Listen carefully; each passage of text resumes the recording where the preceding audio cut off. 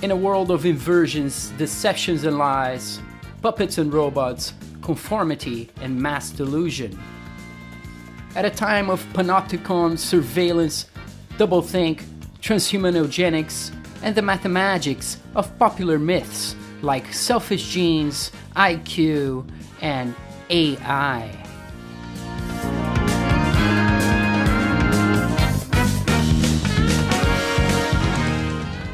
Consciousness transplantation, light years and black holes, dark matter and energy, spinning balls, and other interstellar fictions from the heliocentric Big Bang storyline.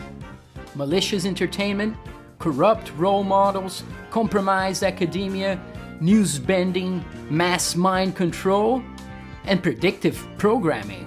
These are some of the hypnotic spells of symbolic violence, biopower, and colonial cosmological control. Critical thinking tools, contextualize information, and the spiritual guidance of the resonance of gratitude and generosity are your only firm protections against the space crack pandemia. Protect your mind, grow a strong analytical tool set, question everything, search for and speak your own truth, and exercise independent free thinking, and learn with me as I help you develop your own comparative, reflexive, creative, and critical knowledge production skills. Anthropological thought and analysis on themes like storytelling, religious experience, resonance, modern and ancient cosmologies, literatures, games and arts, cultural logics, habitus, geopolitical processes, and media propaganda. Scientific mythology and practice, the interplay of evidence and explanation, contradiction, impression management, socioeconomic and political dynamics, and much more. So sit back, relax, and welcome to another live session, and I'm Dr. Rodrigo Ferrari Nunes, signing in.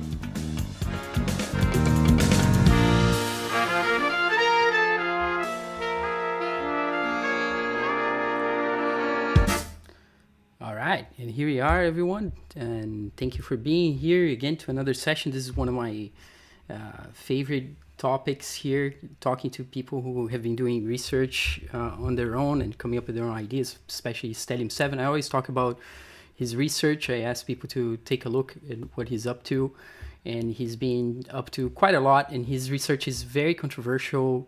He looks into things that not a lot of people are willing to look into. Cause quite a stir, and we're gonna have him here tonight, and he's waiting in the backstage. Let me say hello to everyone here.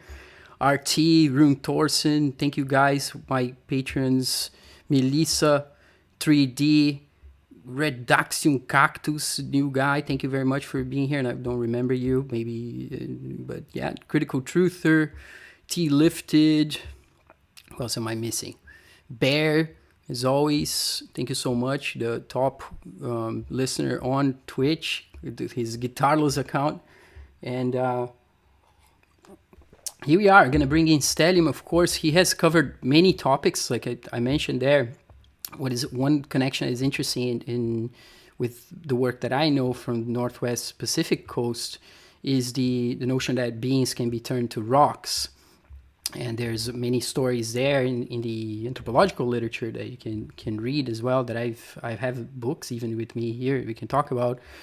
And he's basically looking at vitrified brains, liquefaction, mud flood type of stuff, pyroclastic flows and different things.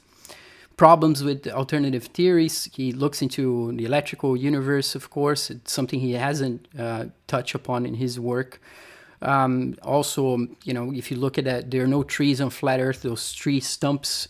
That another thing was a video that made quite a stir back in the day, talking about some geological features having biological features actually, and led Stallion to look into a mountain near where he lives called Montgo, which has the features in detail of it being having been a being that got transformed into rock, but a massive being, a titan. So he's talked about this. This is different discoveries that he's made, also comparing the rocks to that he has found with bone, and showing that he has so many similarities is quite incredible. And then later, as of late, his heart stones. And let me bring him in here. He's very patiently waiting here. It's quite late for him. He's drinking his yerba mate. And here he is. Hi, Mike. Let me just make sure you're on here just a second. And I think we should be able to hear you now. How are you going? How are you doing? Oh, no, not. Oh, sorry. Here you are. How's it going? I'm good. Can you hear me? Yeah, I can hear you. Okay.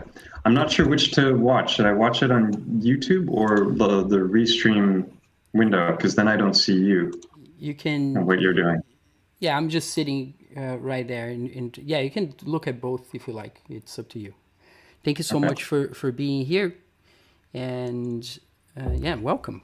And it's been quite a while, and I'd really like to hear what you've been up to, and you can, kick it as you wish. I know you would like me to have some video showing in the back, and also that you wanted me to do a little bit of a background on my education, and you might see that in what I've been up to lately. I have some degrees from different universities, and I'm from Brazil, and I ended up as an adult after my teenage years, which is different than most people going to university. I ended up going to university when I really wanted to study. In 99 to 2003, I was at the University of Utah studying anthropology and, in the beginning, film production, and then classical studies, classics actually, Latin and Greek, as a double major, which I graduated with at UBC. So I transferred to UBC, ended up taking even more credits, because I had to retake some credits to have my full degree from UBC, where I stayed from 2003 to 2010,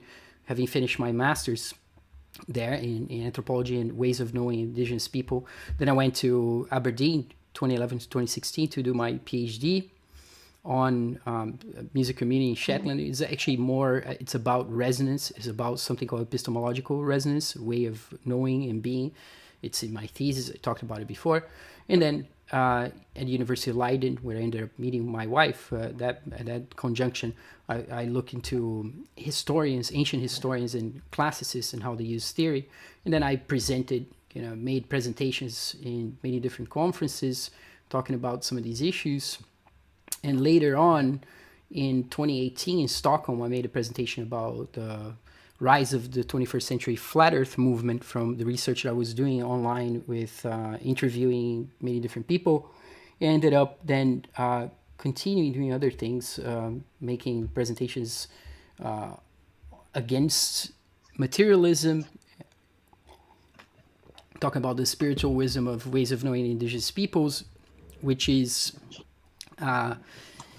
quite something that I take quite seriously, and their cosmology as well, which is something, and now my study of colonial cosmologies and unquestionables, and the potential for a scientific revolution coming out of many scientific revolutions, as Stallion's work, if it is something that can be confirmed in many ways, I think in terms of the Heartstones and in terms of even Montgo, very, very significant. The discoveries themselves would change everything we know about geology. That's why it's something that's quite taboo to talk about. And yes, and let me just fire up some of your videos here in the back, and you can kick it. Tell us more about you, your research, and I'll just have those videos running, and you can fire away.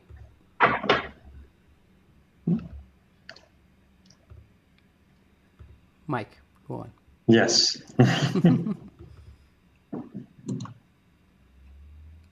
Oh, it's really bizarre. The live stream has a delay. There's a kind of delay, yeah. Gonna take some getting used to. But here you are. I'm going to fire the video here in the back, and you can go on. Here we have the petrified organs are on the screen. That's Montgo that we're looking at. This is the place that we discovered in that. Well, I mean, it was in that live stream we had that you first mentioned that had been censored by Google Earth somehow. They closed the eye of Montgo. Yeah, right there you see that cave. That's the eye of Montgo. And Well, actually, there's a delay on everything, so I don't. I'm not going to know what you're seeing. Let me just I don't see know if where I to watch. can. This is going to throw me off because it's if what you're seeing on the screen is Let me different from just what actually share my screen with you, so that would be much easier for you. How do I do this? Here.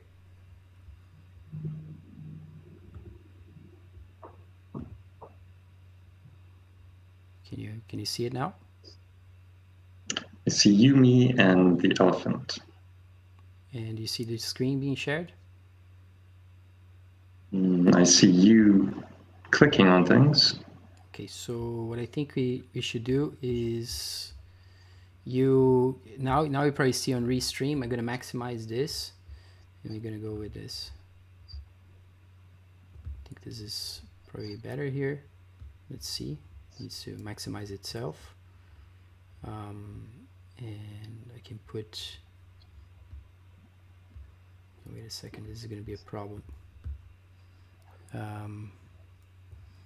Do it this way.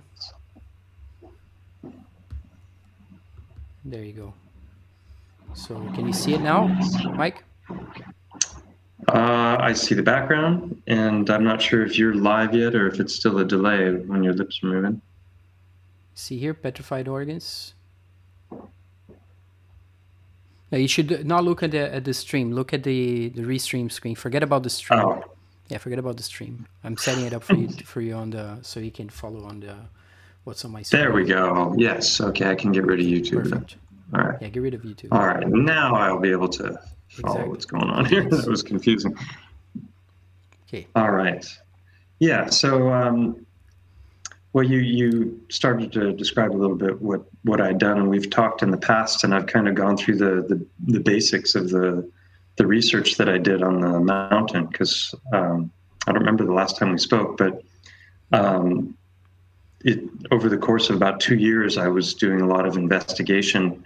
Initially, I thought it was just a silly idea, and then the more I looked into the different subjects that you mentioned, things like instant petrification, mud fossil theory, these sorts of topics, the more I started to wonder about the mountain. And as I started to look into it, it just kind of was like a flower blooming. There were all kinds of different, very, very specific anatomical correlations that I started to discover. And the reason I was able to notice them was because I studied a lot of anatomy and histology, which is the study of tissue and different subjects related to the body and physiology. And in chiropractic college, I went to school in Sweden for 5 years to become a chiropractor. And without going into too much detail, when I was looking into the idea of mud fossils and this idea that things could petrify very quickly, it was just a fascinating idea. And the more I looked into it, the more I started to wonder about this mountain. And in order to avoid, what I'm seeing a lot of on YouTube and different platforms, which is, people looking at things and going, oh, it looks like this or it looks like that. And then they're claiming that they are those things, and they'd have no supporting evidence whatsoever. And that was a frustration for me. That is one of the things that when I started looking into this, there's so many claims made about massive features with no detail, which is not at all what you're talking about here. You're not just going to a mountain and say, "Oh, this looks like an eye," therefore this is a Titan. And here, what we're looking at, is this your footage? No, that's my footage. That's another mountain here in the area. Yeah. That's called Cumbre del Sol, and it has there's a few different candidates here, and a lot of people in the comment threads have said, well, if you found one, there should be others, because they always travel in herds. That is one part. Even after the fact that you found so many correlations. For some people who are, it's kind of impossible. You can run through them, but it's so many details that you made a list. I don't know how many. Is it more than 30 correlation. It's up to 55 now. 55. So Right. okay, that's not convincing for some people, but I get the point also that obviously if this thing is here, there should be others. I mean, it cannot just beget itself, if you know what I'm saying. Right. Right, we know about Yeah. if it is a biological being that it looks like, it must have been born from a mother, and this is the, and I understand that, but That's. I was just showing pareidolia. pareidolia, That is not actually Sigmund Freud on a tree there. right? Pareidolia. So But you it sure say looks like him, right? you've been accused of pareidolia. Yes, and Dunning-Kruger effect, which is right there, where you know just enough about something to think you're an expert when you don't really know anything.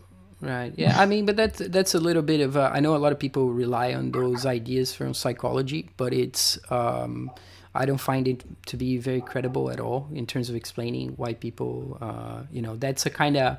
It's a little bit of a dismissal of others' opinions as well, instead of diving into the details of what is it that makes it that they're wrong. If you know what I'm saying. This is you can't just kind of go around accusing someone of being a victim of some kind of effect. It's easy to do, right? You can say, oh, yeah, you're just confirming your biases, which is the same idea here. But it's a bit more complicated than that. That's obviously a stereotype. Yeah. Here you have Yeah. For example, if I got the wacky idea that mountain was an elephant and I wanted to prove it, then I could start trying to fit everything into my little pet theory. And that's exactly what I didn't want to do, because you're already going to look like a total lunatic if you're going around claiming that 3 mile long mountains are former elephants. And so my goal wasn't to be the brunt of all the jokes, Well, I mean, on that one in particular, like you're talking about a particular place. You're not talking about all mountains, but people love to make those kinds of leaps.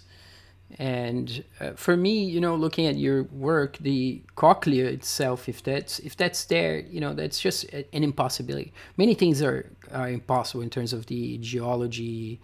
Some of the formations you have. How can you have, and we can get into that, the actual tubes within the bones carrying different kinds of fluids, one that is rich in iron and the other one that's plasmic that turns into crystal.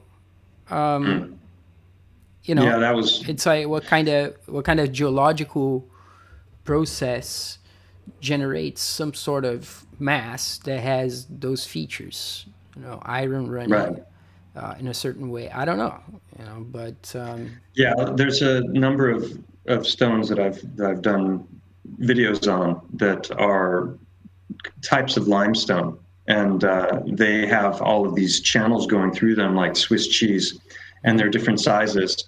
And then you have one channel that's one size, and then if you look inside of it, there's other channels going off in different directions. Exactly, which is another issue.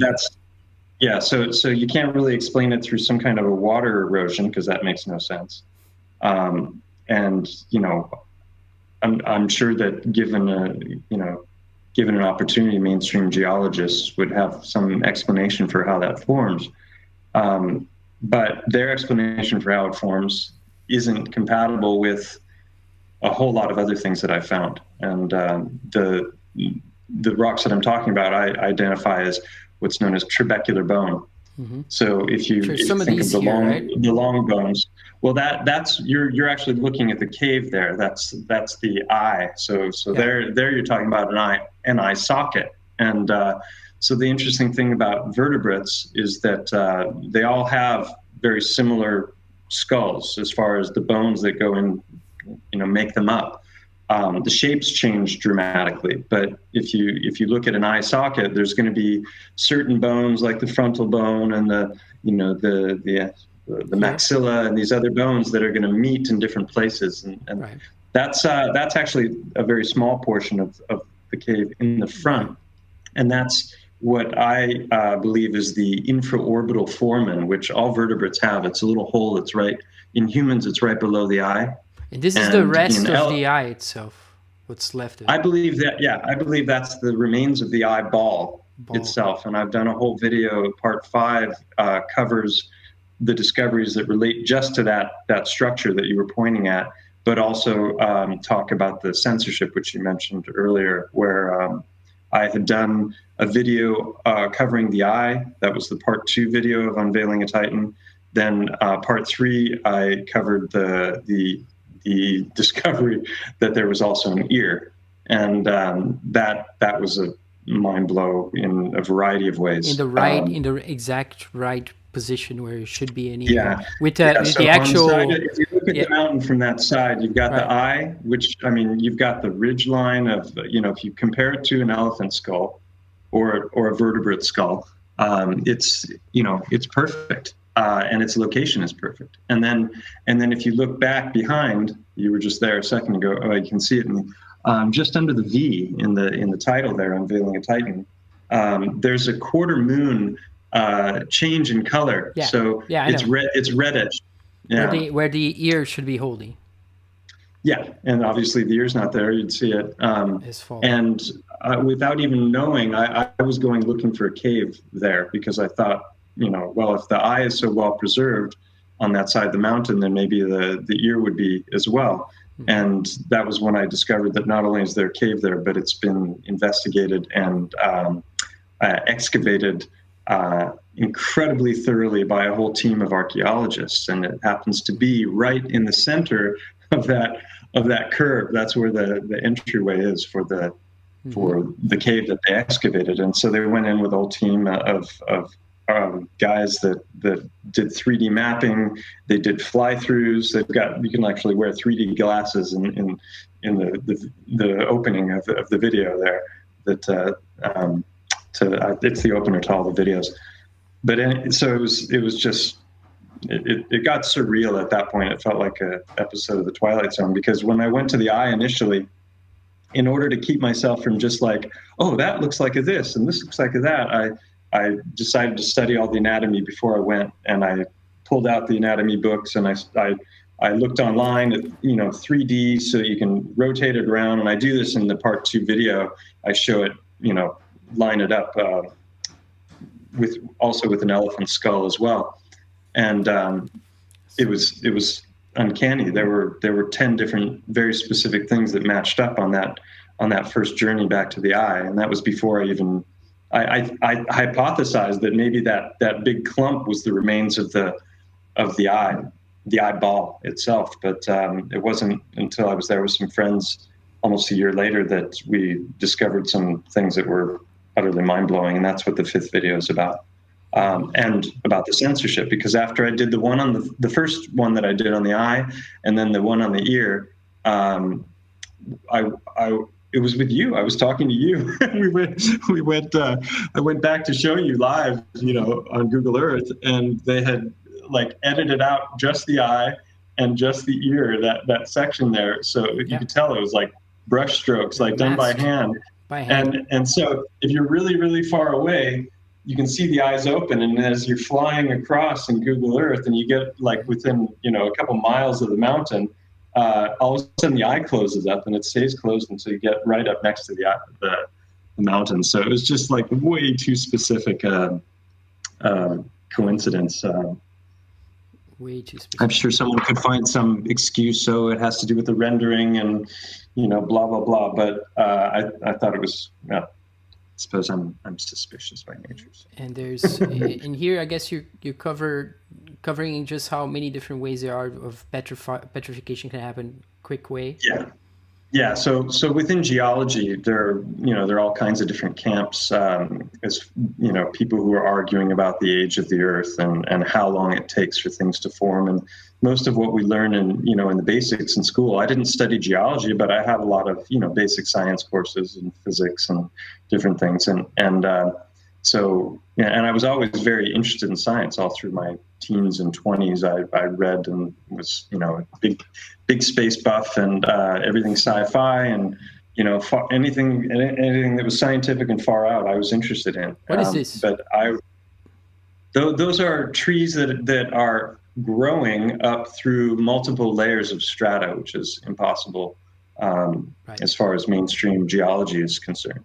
And they'll come up with explanations, but I was watching a video today where it's one, I can't remember the name of these trees, but like, when we're told that layers of strata take millions of years to form, and they know how old things are based on which layer things are found in, and that there's a picture, I think it popped up earlier, of Yeah. all these, the Cambrian, the Jurassic, and all these different things, and then you look at the numbers, and it's like hundreds of millions of years for all these things. And so it wasn't until I came across Mud Fossil University and Roger and Alan from Flat Earth Nation. These guys, they've been talking about this stuff for years and years. They're both Christians, and so it's perfectly in alignment with their religious beliefs. So for them, this is confirmation of their religious texts also. Right. And I can't argue with that, because it is. The Well, more I I've don't know. gotten into it, the more Well, I don't know how if the problem is it doesn't confirm religious texts. I think the idea that things can form in a certain period of time that contradicts mainstream geology, which it lays Right. on foundations from the 19th century, and people really didn't really know what they were looking at and didn't have any alternative theories for so long, that is stuck. Here they have Right. their 5 million year increments from and the formations being hundreds of millions of years old, and you can be critical of all the evidence, but there's some layers that we know they are volcanic, that they're flat, they cross long swaths of land, Right. and sometimes Yeah. that they are sort of what do you call it, like floods or mud floods as well, that that capture dead animals, but instead of really keeping them intact, it destroys everything, and it ruptures as a flood would do. It breaks apart all this stuff, and it lays it in a kind of layer where you find many different kinds of bones, which is kind of like, for instance, ice mummies that have been found. There's these ice mummies. There are many different ones, and there's I Well, watch. the mammoths. No, not mammoths, like people. So it's like, No, I'm just mean they were also supposedly flash frozen. I saw but something. some stay quite intact, like in terms of their they're not broken apart into pieces. Yeah, that's what I mean. Yeah, in the case of people found, or mummies of people who got caught, there's some, they're supposed to be thousands of years old, that they're found in the Alps, and you see you can even look in their gut, like what they're been eating from different regions, and But that's more preservation. Those aren't turned to stone. they're not turned to stone. They were ice preserved. But what happens in those cases, which is a point I wanted to make, is that if they're in a glacier and that moves after they get frozen, if the glacier starts moving, it literally rips them apart, because they turn to kind of a stone. They turn to ice, but then they get totally ripped apart, which it could be, I don't know. Just saying, there's different kinds of stuff that we find. So it's not so simple as we may want it to be in terms of the formation, because when you look at the Bible, for instance, it's like things just get made. That there's no idea of the amount of process, and there's definitely many cataclysms going on over time that still remain with creatures from I don't know. And there's you mentioned these different layers, and within geology they talk about three main kinds of rock: igneous, metamorphic, and right. Sedimentary. So igneous would be volcanic, and we can witness volcanic rock being created. So obviously that's one source of rock. Mud, there's mud volcanoes. It seems to come from deep underground. Mount St. Helens is a big one in terms of how it transformed the landscape around it, made canyons and made things out of nowhere very quickly. Yeah, and in my Petrified Titans and Organs Part 1 video, I have a clip in there of a geologist who is looking at the layers of strata that were formed after during the Mount St. Helens eruption, when you've got the lahars, which are basically water and ash mixed, and those are flowing like tidal waves, and then you have pyroclastic flows, which are ejections and explosions, and these can move faster than the speed of sound, according to mainstream geology, and can be as hot as up to 1,500 degrees Celsius. So that's one of my theories about how things may have turned to stone if it isn't something electrical or plasma or biblical, mythical. But this particular geologist, he's showing these micro layers of lamina that up until that person started to report on this, mainstream geology is saying these are formed over many years of time and an accumulation of different things, and this formed literally in a matter of hours. And that picture that you're paused at there is also evidence. I mean, this tree didn't grow up through solid stone. It's those are interesting. Yeah, this is a tree. Yeah, people are mentioning here that talk about Norse mythology. Rune Thorsen is from Denmark. He's saying that the carcass, all the Norse mythology has the soil and earth coming from the carcass of a holy cow. I was reading in the Mahabharata that the earth went under on her own. Like there's this one period where the earth there's this issues. It's interesting because the earth is personified and it argues with the gods and so on. And it goes under for a while as well, and then it raises itself as an altar at some point from the middle of the ocean in the Mahabharata. So there's like, whereas like we may talk about one flood or in the Christian Judeo-Christian tradition, when you look into the Mahabharata and you try to account for all the stories of the origin, because there's so many of these stories. The formation of the universe and other things that happen to the earth. There's many changes in terms of many floods and the earth going under, which is different. It's not raining, so that in the Bible it's like raining, and then the rain makes so much water. In this case, in the Mahabharata, there's one point that one sage swallows all the ocean. It makes the land bare. And then it brings it back after a whole bunch of things happen. Then the water comes back, and then the earth goes under because of the other issues. So it's like there's all these things going on. And this is one of the things I see, for instance, like when it comes to cosmology regarding the ideas regarding Rahu, Ketu, and some other beings. Usually, when what you see in the Mahabharata is much more complicated. There's several entities that go around the moon that do different things, and the different stories of what they're supposed to do, not necessarily something so as mechanical as we want it to be. It's odd. I mean, just pointing to, we tend to be used to a lot of generalization of some things that might be more complicated when it comes to mythology, at least. But the Titans, for instance, in Hesiod, that's a big thing. There's those things and giants in the Bible. They're there, and we see evidence for some of these things. Also, big things. Yeah. Big things. Yeah.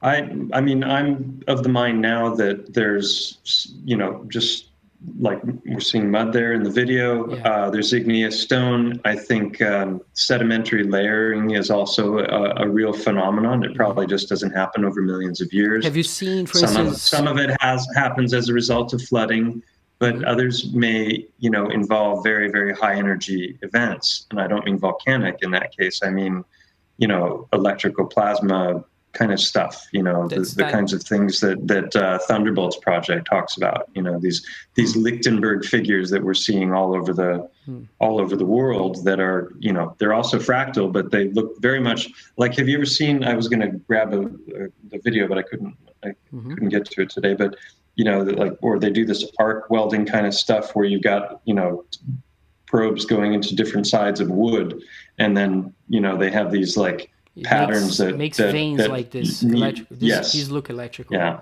Yeah, but I mean, on the other hand, if you look at the macro and micro, and this is what I was going to ask you, if you ever seen time lapses of cameras that are left in the middle of the desert, and what happens, the landscape changes, it morphs. Like where there's sand dunes, the wind literally shifts the dunes around. Like it after 3 months, it doesn't look the same. It looks completely different. It's totally transformed.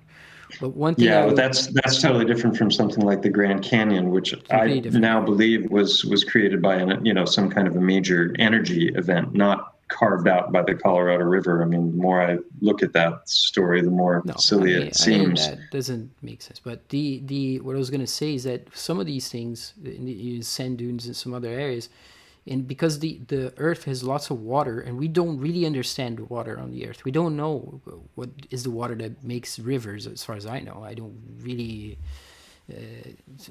I don't know what is said, but you have water in the ocean having its function, salted water, with the Earth being totally electrical everywhere, and the electrical forces having something to do with how everything is formed.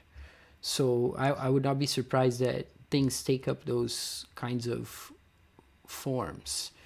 That is not to say that, because you see here, even the way the water is falling off down, the snow is making a pattern on the mountain. You can see things like that, and Yeah, I mean, shadows, snow, different foliage, those create all kinds of perfect opportunities for pareidolia. When looking at the mountains from another perspective, are they giant trees? Are the mesas and the plateaus? Have those, are they the avatar-like trees that were chopped down? Then you see others that look like, it was just broken off at the base of the trunk. Was that some kind of a high energy event that just like snapped them? If so, where are the rest of the trees? But I've seen some footage on Google Earth that's very convincing, where you're seeing not just the mesa, but when you look at it from above, it's like root structures as well. Mm-hmm. So I think there's definitely truth to the yeah. I think there's definitely truth to the gigantic tree theory. I think that's probably what the miners were mining. Like, the world is riddled with tunnels everywhere. And Mike Ferreira, he's on Facebook. He doesn't have a YouTube channel, but he talks about the ancient miners. That's everything. He relates back to them, that they were basically terraforming this whole place on a scale that is beyond our imaginings. And the earthquake turns solid earth into yeah, that's called liquefaction. And that's when you get a vibration that sets up a frequency that basically causes those particles to kind of separate, and then it becomes like liquid, and so it's there's a lot that can happen as far as cataclysms. You got the volcanoes and the flooding. I mean, we're showing here that it is happening. It's not like you're not. They're not theories. They're facts. Not theories. You're just showing here. Look at this neighborhood here. Destroyed. Right? Is this through liquefaction? Yeah, that's liquefaction. That's not volcanic. That's basically, maybe it was in a lot of flooding, and maybe a little bit of an earthquake or something that kind of triggered this loosening of all of that. That's crazy. Yeah, and, I mean, so that is a real thing. If you have this kind of vibration, boom, everything goes under. And that's been caught on camera many times. This is different. This is a lahar. Yeah, so it says there, mix of volcanic ash, earth, and water. So this was, one of the problems I had with the mud fossil theory when it came to the heartstones that I've been finding in droves, is that it didn't really explain the finding. Because I could understand how it worked. The basic idea being that mud surrounds the flesh. The flesh, yeah. And then because there's no air, the worms and the bacteria that would normally be eating away at the flesh, they can't thrive. Now I heard just last week. Get petrified and marinated. Anaerobic bacteria. Yeah. Right, they get marinated in that substance that has. It's kind of like bog. We have the phenomena of bog mummies. You know this? It's. No. I think it's those areas like Denmark and Sweden, and if I'm not mistaken, it's like northern Europe, where they used to kill people I think it's over 1,000 years ago, and throw them in these peat bogs, and they would be remarkably preserved. Some of the most well-preserved bodies, and it's exactly that kind of situation where there's something about the mud there that preserves. Well, everything. we have in Stockholm they have the Vasa ship, which is this it's like a Pirates of the Caribbean era giant ship with, I think it was 2 decks it had. I mean, it was huge, this ship, and on its maiden voyage, it went out and it was too heavy and there was too much wind, or so they say, and it tipped down and water got in the cannon entries and this thing sank. Well, that Esterquern is this inland sea that has an extremely low salt content, so it doesn't corrode the material like it would have if it was out in the open ocean. See this? And then also because wow, no, I've never seen that. That's interesting. So this is what you're talking about, these mummies? Yeah, they're just bog mummies. Yeah. Yeah, it looks like it's on the way to being stone if it isn't already. And yeah, so the ship was preserved because those worms that would normally eat away at the wood aren't present in Esterquern, and they found it years later. Now there's a whole museum, and it's like it's the closest you can get to going back in time to the Pirates of the Caribbean. It's amazing. But it was almost perfectly preserved because it had this really fine earthy silt that just encased it. And so that's the idea. Paramineralization is this process by which the minerals that are in the surrounding earth work their way into the tissue. It doesn't have to be a body. It can be a plant as well. Or there are pine cones. There's pine cones in Argentina called Araucaria mirabilis, which are incredible. They do cut cross sections and you can see every detail, but now they're stone. And that's because over who knows how long a period of time, the gases and the water work their way out and the minerals work their way in. So that's paramineralization. And this is probably something similar happening if they're in a pit and they get covered. Yeah, they say it's the biochemistry of the soil. It's acidic in a way that preserves certain things. The bog acids, pH level similar to vinegars, conserve the human bodies the same way as fruits preserved by pickling. Peat bogs and so on. Yeah, it's well. There are lots of examples of preserved soft tissue in the fossil record. There's brains. There's all kinds of things. So we're just told that it's extremely rare and it never happens. And you're incredibly lucky if you find one. And so I coined the phrase paradigm blind, because I think we're all paradigm blind because we're taught certain fundamentals about rock and about mountains and and how they formed and everything. And so because of that, we don't notice things that are right in front of our face, like the heartstones that I've done a number of videos on. So once you've once you open your mind to the possibility that something like that might be true or might be possible, then you can spot it. And that's what happened with me. I was watching all these mud fossil videos and I was frustrated because a lot of the rocks weren't very descript and people were making 100% proof claims of what they were pointing at, and sometimes it just looked like a rock. So and here, let me just ask you a question here. Here is the Google close the eye, right? This is what it looks after they close it. Yep. Yeah. So, and then on the other side, what is this whole area here? What is this? Have you been there? Yeah, that's a collapse. Yeah, I've hiked all over that. It's absolutely incredible spot. I've got some footage in a couple of my videos right where your cursor is right then. There's actually trails right across that area. And so that area, according to mainstream geology, has undergone a major collapse. And they call that a synclinal, where the layers of strata are now curved. So if you go from that ridge line, the white line there that's kind of coming down from the top on the left. Okay. Yeah, everything to the right of that has all undergone a collapse. Right.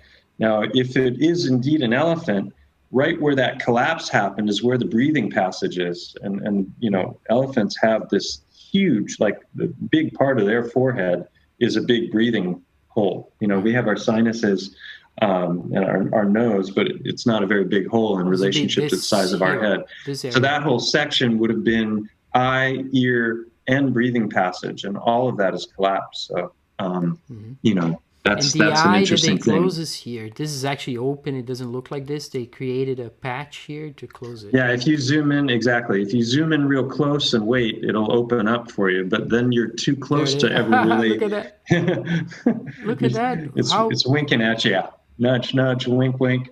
and that's You how know. in Google And that little hole to the right there in front of the eye, that one, that's the infraorbital foramen that I was talking about. And I show that the fifth Titan video, the thumbnail for that video is looking through that. And when you look at that, it looks very biological. It doesn't look like something that just formed by erosion. None of it does. In fact, is it tear duct kind of thing or no? Tear duct. Well, if behind the eyeball, there are caves that go down at a particular angle, and it's like long, narrow, and at an angle, and that's exactly what the eye socket is shaped like, and that's where the nerve and the blood vessels they go, and that's the space between the bones. So if you go down that area, it narrows off, and then there's this passage that's an overweight person wouldn't get through it, but you can crawl through on your stomach or slide through on your butt, and it comes out into a big cavern, and that's basically where the sinuses would be. So it just goes on and on. What is this here? That's showing the distance between Montgo and Serra Bernia, that which I also think is a Titan, but I haven't, I don't know, possibly Dragon or something, who knows what. But that mountain there, that's Montgo. Yeah, your cursor's on it there. Mm-hmm. And then the star to the right there is a star fort, if any people are familiar with those. Just below to the right, yeah, that's a star fort as well. But down that one, that's the Denia star fort. And then the green one at the end of the yellow line is the Serra Bernia star fort, and that's at 830 meters roughly altitude. And interestingly enough, it's 2/3 covered in mud. It's almost like these star forts. Almost the whole thing is buried, and it's right at the top. I think they put the star forts on the Titans in many cases. Them. Yeah, because the bedrock, like you have the normal Earth, like we were talking about, then you have volcanic Earth, which all around the shoreline surrounding all of Montgo is volcanic. And then you have bedrock, which is this really, really solid limestone. Mm-hmm. And I think that's the remains of Titans. And then because then you have all of these other features that I've gone through in detail, and especially part 4 of the Unveiling a Titan series, I go into the histological breakdown of the mountain and looking at all these different places and how those match up with the different features in the anatomy of a vertebrate. So potentially you have one here on the left. Yes. Yeah. And I think the line is crossing through one, or possibly two.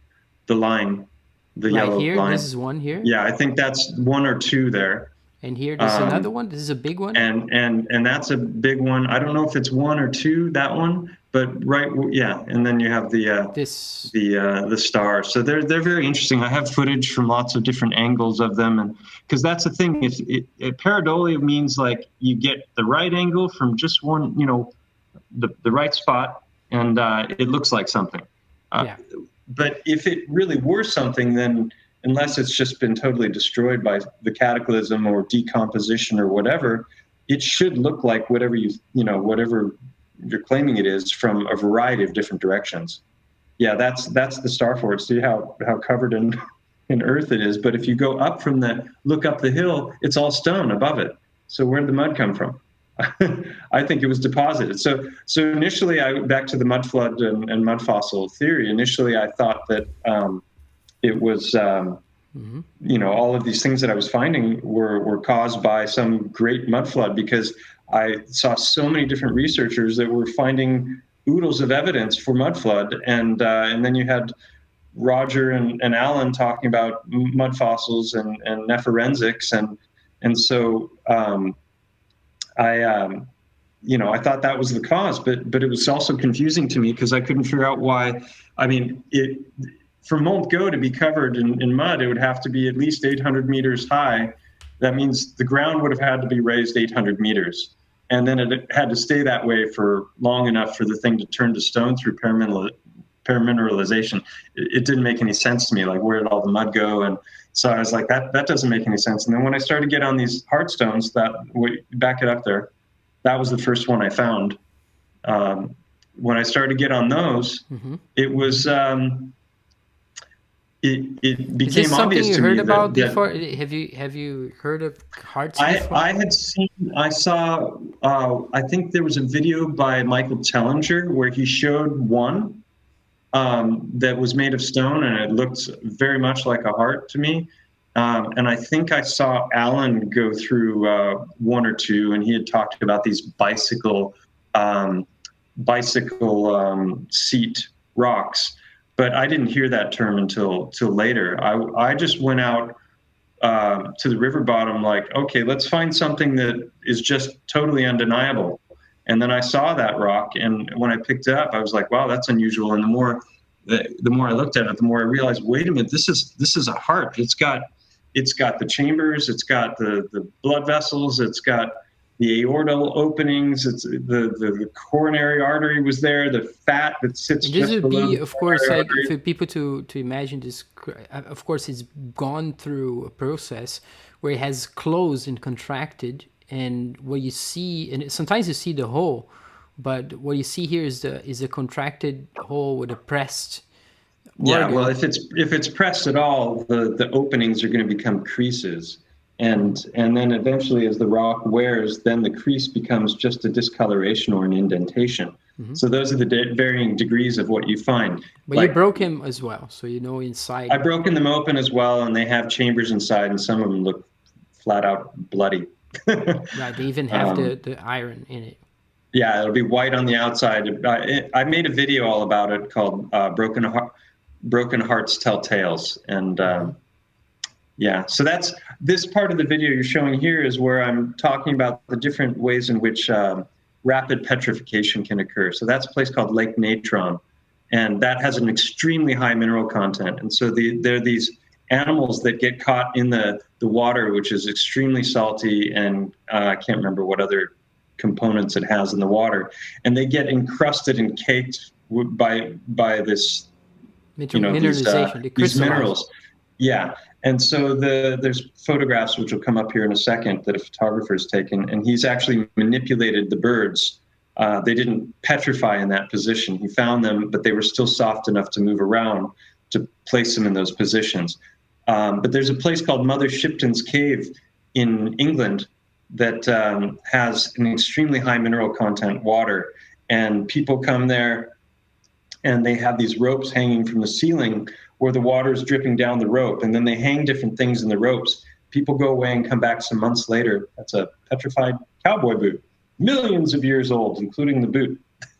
Is it this kind of stuff? They've done X-rays. Yeah, that's Mother Shipton's Cave. So that's how it starts, and then within a few months they look like stone. If you advance it a little bit. What is this? This is just things it's dripping. just a naturally occurring water that pours from the cave, and it just petrifies things in a matter of months. If you click play, you'll see how they look a short while later. There. Oh, here, okay. That's it, actually. Yeah, so probably if you cut through the middle of that with a saw, it's not petrified in the middle yet, but maybe if you give it another year or two, it would be. So there's lots of things in the fossil record of soft tissue that have petrified, but it didn't make sense to me with the hearts that mud fossil theory could account for what I was finding, because why would the hearts be separate from the rest of the body? And why would they be in such great numbers? It didn't make any sense to me. So, and the foot in the boot? Yeah. This, I don't know. It's in some museum somewhere, and they've run tests on it. It's got all of the details of the internal anatomy of the foot. So it's undisputed, but the boot itself was, less than 50 years old. They were able to identify the manufacturer and the age and everything. 40 million year old, yeah. Right. So there are all these anomalies that really erode some of the pillars and the cornerstones of some of the geological beliefs that we all carry, but we're not exposed to them, so we go on with our beliefs about things. You can take wood, and if you put it under a bit of pressure and you heat it, and I'm not talking massive heat like a pyroclastic flow, where you're talking about 1,000+ degrees. I'm talking about, maybe a couple hundred degrees.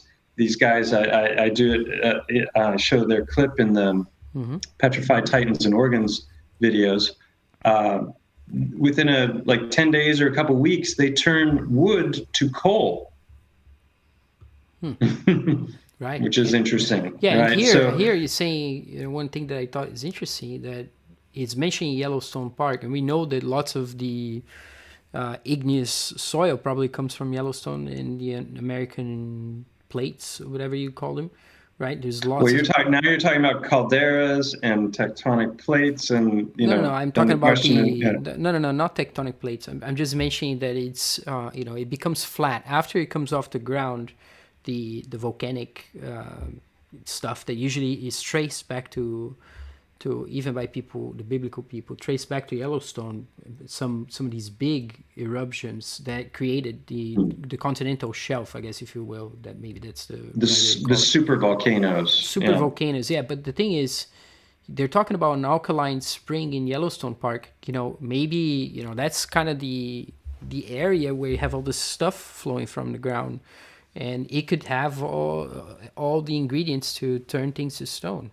It has the ingredients are all over, because you've got like at the bottom of the ocean there's you can find video footage of people in a submarine where they're trying to go down, and they see it's like an underwater lake at the bottom of the ocean. I've seen it. And it's so high, the mineral content is so high that they bounce off of it. They can't even penetrate into it. And so there's artesian wells you were talking about, where these waterfalls are coming from, that are coming from the top of mountains, right? It's not rainfall that's accumulating and then going down a canyon. These are coming from up, from the bottoms of the earth, under the world. And in fact, that's Mother Shipton's cave again. It looks kind of creepy, that picture. But there's some so we talk about artesian wells. This is something I learned from Roger from Mudfossil University. He talks about artesian wells. What if they are the arteries of the Titans? Now, veins have valves, so they close up so the blood doesn't back in. But arteries don't have valves, because that blood's going out to the cells, right? And so if you've got mountain-sized creatures and they've got different arteries going through their bodies, then some of those arteries, even after petrification, may remain, open, so that the water in the depths of the earth can work its way up and out. So there's no, as a question, there's no contest that some of these things are deposited in layers, right? The subsequent, and also, I know that in geology they also talk about inversion of layers, like things that turn around somehow, whole plates that can be turned around. But it tells a lot of things with using tectonic activity as a right, but as an explanation.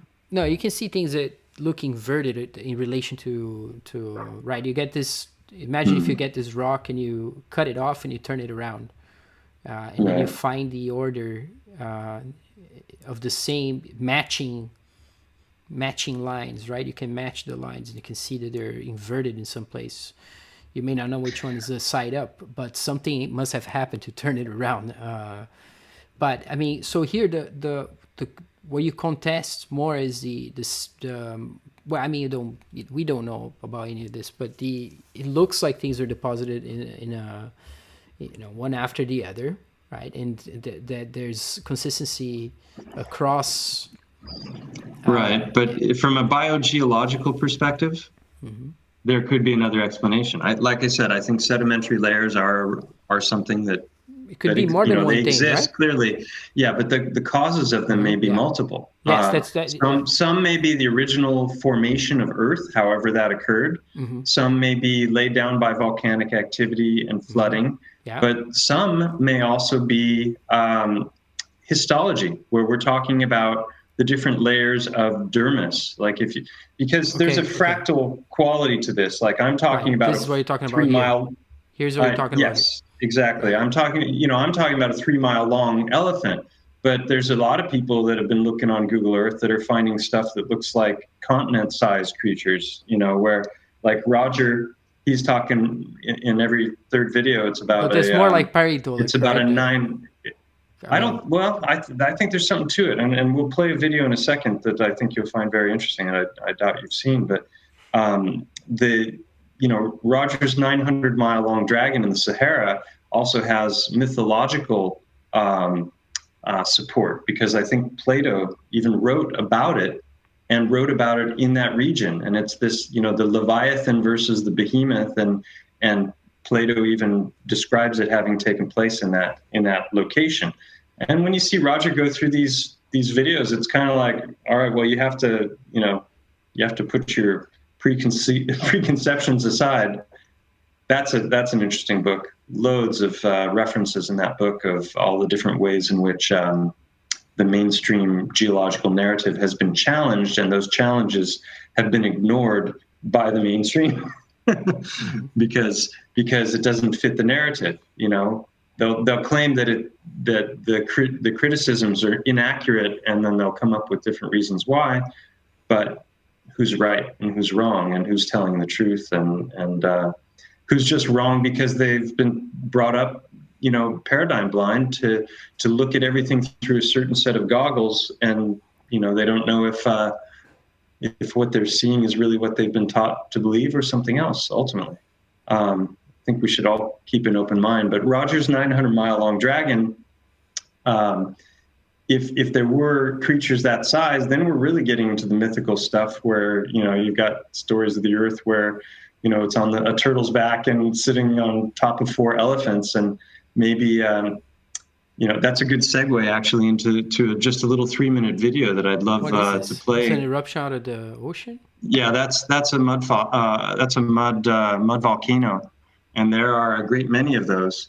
So there's a potential source of the mud flood activity. If you think about the Ring of Fire, which was up on the screen a moment ago, at any given time, there's something like 50 to 70 volcanoes erupting in varying degrees around the Ring of Fire.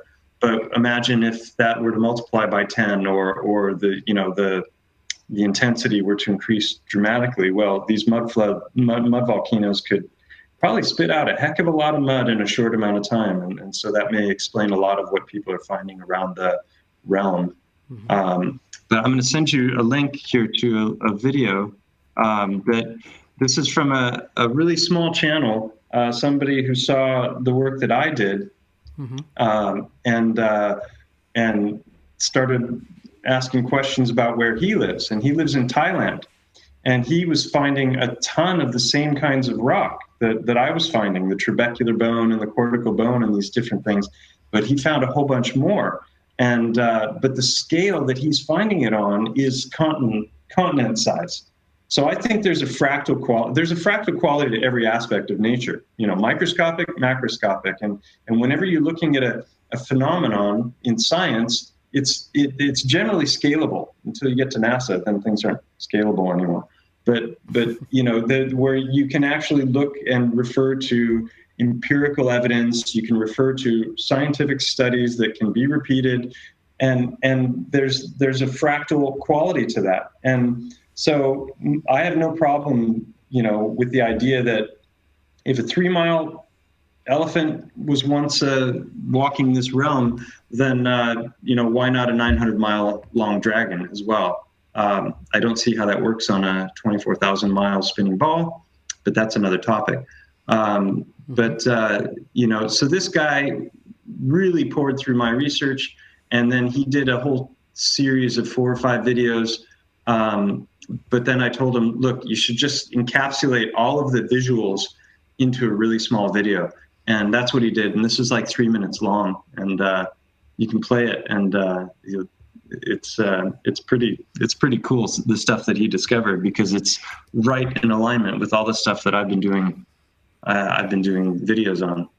Mm-hmm. Did you get the link? Yeah, I sent it in the private chat. Yeah, it's already downloaded here on my computer. Okay. Let me just bring it in.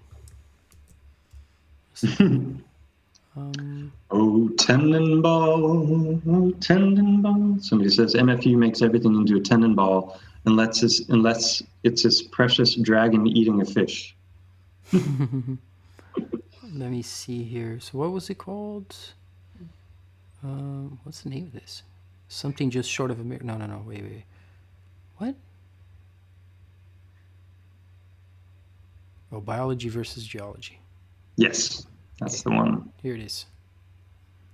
Yeah, I think he might have sound as well, but You I want to don't hear think it? he's talking. I think it's just music. You can just play it. We don't want any copyright strikes.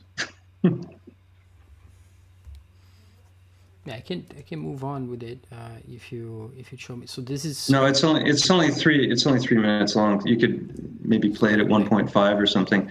So here he's showing. I go back and pause that for a second. But he's showing what elephant skin looks like under a microscope, and then below he's showing you this whole gigantic region where you're finding the exact same shape, and you can see the little cracks, the little lines between them. So that's identical to elephant skin. Whoa. keep going. Oh. Wow. It's very, very similar. Yeah. And what's the mainstream explanation of these rocks? I don't know. I haven't even got into it. Mm-hmm. He shows one cut there. That's an interesting phenomenon there. If you back that up again. So if it were skin and you were to cut it, then you would expect it to bleed, right? Whoa. Wow. This is on a whole different scale than. And this is actually, is this bigger than, it would be bigger than Mongo or no? Yeah, well, he's saying Thailand is a part, the whole country of Thailand is a part of this elephant. So this is what I'm talking about. If there's truth to the dragon in the Sahara and the fish, then I don't see any reason why this couldn't be true as well, especially given what I've found. How large are these things? I don't know how big those are.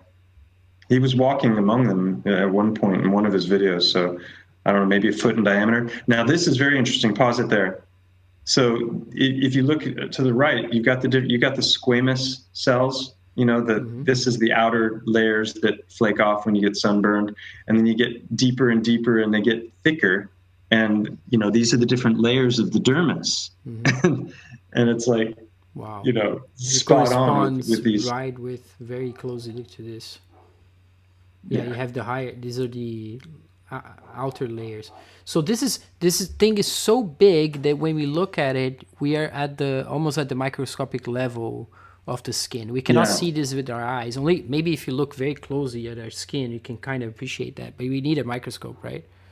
Exactly. That's one of the things that I said in one of my videos. It's like, because in the fourth video, I did a histological analysis, and I did it in the spirit of a crime scene forensic analysis. And I said, well, when you're looking at something that's the size of a 3-mile long elephant, then you don't need a microscope because you are the microscope. Well, here you're an electron microscope.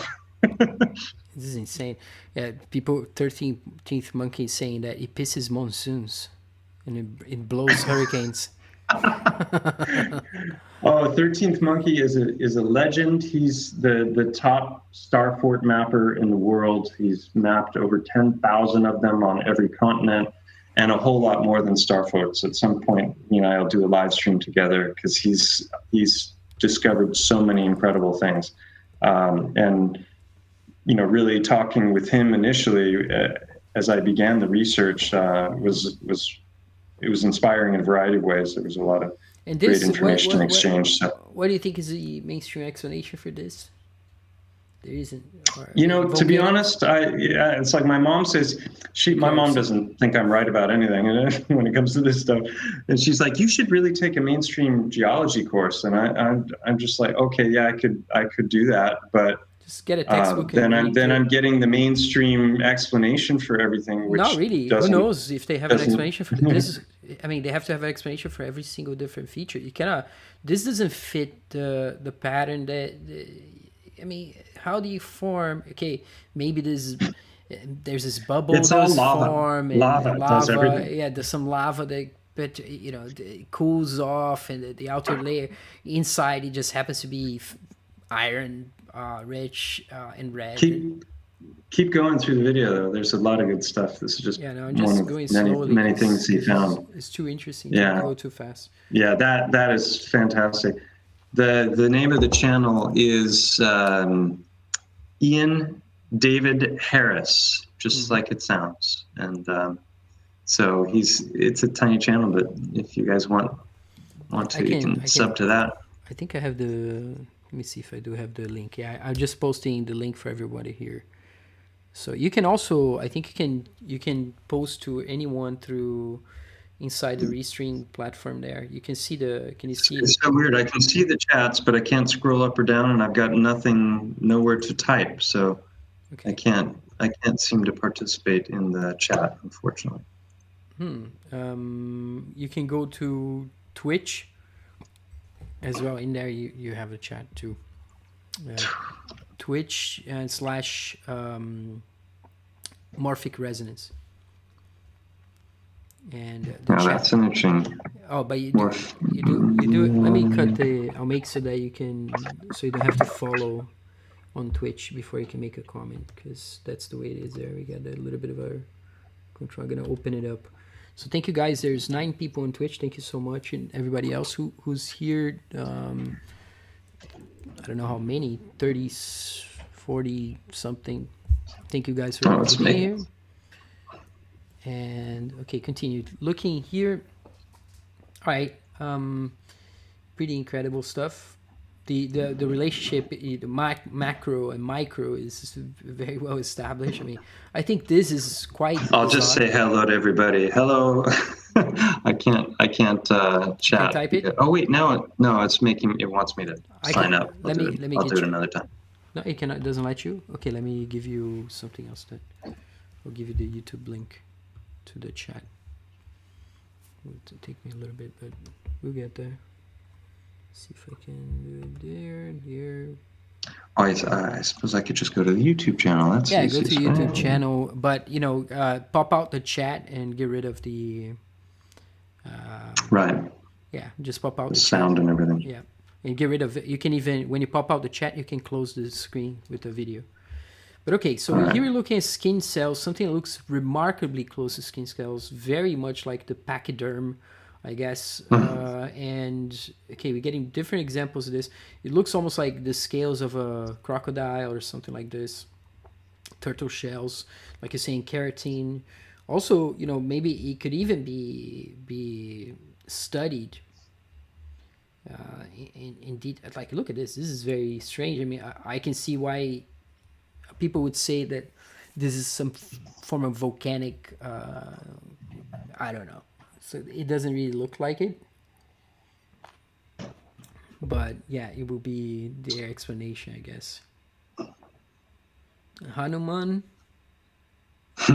Hanuman is supposed to be so big. Have you seen this naga or naga snake? I think it's also over there in Thailand. It's that's totally mind blowing as well. Yes.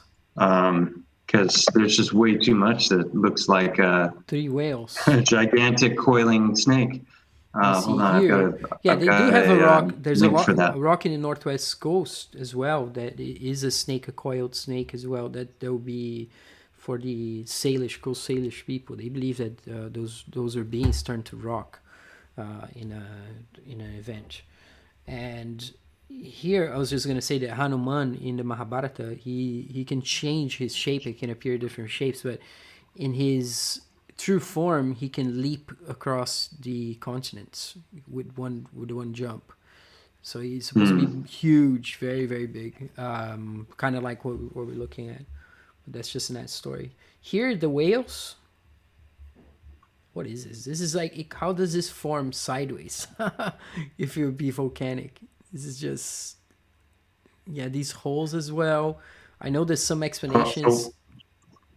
Yeah, see, I think he's onto something there. That's really interesting. Now, that could also be trabecular bone, but there's no branching off of blood vessels going out to the sides, like what I'm finding with the trabecular bone here. So, if you're talking about something that big, then of course, how does that work with skin cells being the size of what we were seeing there? I don't know. Right. It's, this kind of thing where it helps if you're on the ground and you're able to really. But this is the kind of stuff when you look at these from inside the stone like this, and you get these cross sections.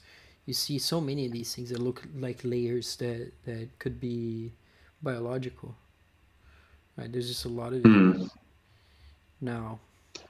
Yeah, and I guess that's an issue because the rock in itself has its strata, and that's, I guess, what you're pointing to. It's not like some geological layers. You can see that they, like the ones I told you about, the ones that probably some sort of pyroclastic flow that grab many creatures and destroy them.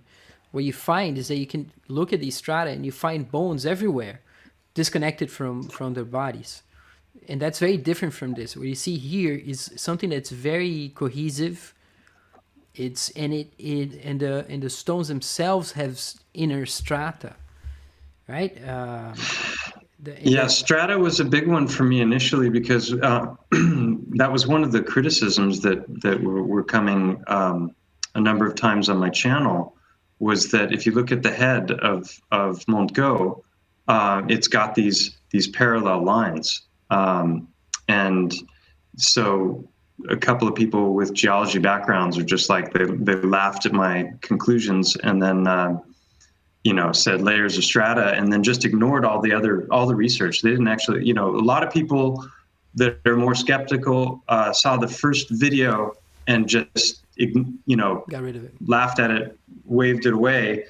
And the first video was only meant as an introduction to what is a really crazy idea to most people. And but this and so I was just trying to show people like how I got on the subject in the first place. But parts 2 through 5 and a 6th part soon to come really are the body of the research and all of the findings. So but apart from just kind of the macro view, what we're looking at here, this is a rock. Yeah, I don't know. Those are his pictures. I'm not sure what he's photographing there, but it has a very organic, biological kind of a feel to it. It does look like a cell. Many of them look like cells. Very interesting. So I found that other. I'm going to post it. This is a video about a Titanic snake in.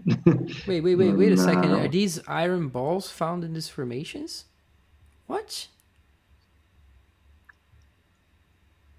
There we go. That's I posted in the chat. Do you know this?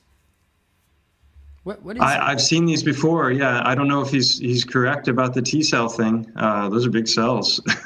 What the heck? This is insane. How does that form? I mean, this looks. Now that was trabecular bone. The next one. Right, he's showing it in the mountain, and then he's showing it in bone, and I've done a lot of stuff on trabecular bone, and that gets back to one of the first questions you asked, which is about the iron and the plasma. So you got red blood cells, you've got plasma, which is what the red blood cells are floating around in, and then that has all kinds of different elements in it, and the plasma has long chain fatty acids in it. So it's basically fat. And I theorize that when the cataclysm occurred, that all things that were fat turned to crystal. Some of this stuff is mind-blowing that he's showing here. What the heck? Yeah, what is Roger talks about those being, I think, hair follicles, I believe. And the same thing with the curlicue. That's also, you can see the curlicue up in the upper left.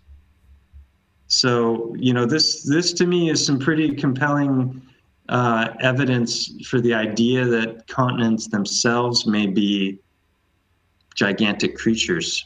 And so then you're zooming out. It's a fractal zoom, we got the continent size, and then we get into the Mont Go size, and then we get to the mammoths and the mastodons. They're excavating this mountain, they run across this freaking spiral on it. and they can cut around it. What the man? What the heck is it? This is insane. This is insane. How This does world this is not what you think it this is. this here is so bizarre that I don't know what to think of this. How can this possibly form in their typical geological? Yeah, somebody mentions the Monkey King, Hanuman. I wonder if Hanuman might have been a Titan. That's what I Then told you. would that explains our King Kong stories, right? And the Well, but dragon would explain our Godzilla yeah, but stories. Hanuman is an old story, right? Like I'm saying, like in the Mahabharata, he plays a big role, and yeah, he's a giant monkey, and like I said, he can leap the ocean. He's so big, he can, and he's the most powerful being, I think, in the whole thing might be Hanuman, in terms of yeah, it's so crazy. But I don't know. I think this is quite astounding. So the relationships they can find, the connections between the epidermis and tendon balls. Oh, LearnShare just said plasma flow transmutation, and that reminds me of something I was going to mention that I've been looking into a lot lately, which is biological transmutation. I don't know if you've gone into that at all. What does that mean? But there's a ton of scientific experiments out there to show that biological creatures, both like mammals and plants, can transmute elements. So we're given the periodic table of elements, right? And they have atomic weights and the number of protons and all the things that you get on that. And then some of those are synthetic, man-made things, and some of them only appear for billionth of a second when they do their collisions with the particle accelerators. But the periodic table, those are the atoms, right? And those don't change unless nuclear fusion or something like that. So that's what we're told by the mainstream. Or I always confuse fusion and fission, but the idea is that the Big Bang occurred and then everything shot out and then coalesced and then eventually formed suns. And initially those suns were very simple, but as they grew in mass and they started to have all of this activity, they started to fuse and create new elements, right? That's pretty much the main. Look at that. Does that now we're really backing away, and that sure as heck looks like elephant skin to me. Yeah, this is more bizarre, and this is from high up. Yeah. Ian David Harris, go give him a shout out for this. It's a short video, but it's got so much great stuff in it. This is crazy the way it looks inside. Talk a little bit. Let me just check if everything's okay. So biological transmutation is the knowledge that like plants are taking in the sunlight and they're taking in water, but then they're creating all kinds of new elements, and we're doing the same thing in our bodies. So I think the all is contained in the whole, and that we have literally everything inside of us, which is what Carrie Mullins said about the PCR test. The more times you cycle it, the more you'll find whatever you're looking for, because it's kind of the Buddhist notion that the part contains the whole. So biological transmutation is fascinating because this is going to give rise to all kinds of other elements. So I think that's where the complexity of our realm comes from. The Leviathan, that's the big fish, right? In the Sahara being attacked by the dragon. Or I always get them confused. One is the Leviathan and the other is the forgot. Here I am. Wait a second. You left me all alone. Sorry, how's it going? Okay, good. Sorry, I had to come out for a second. So there's a lot of research out there that shows that biological life creates elements, and that's another one of these major things that goes against what we've been taught, in the high school.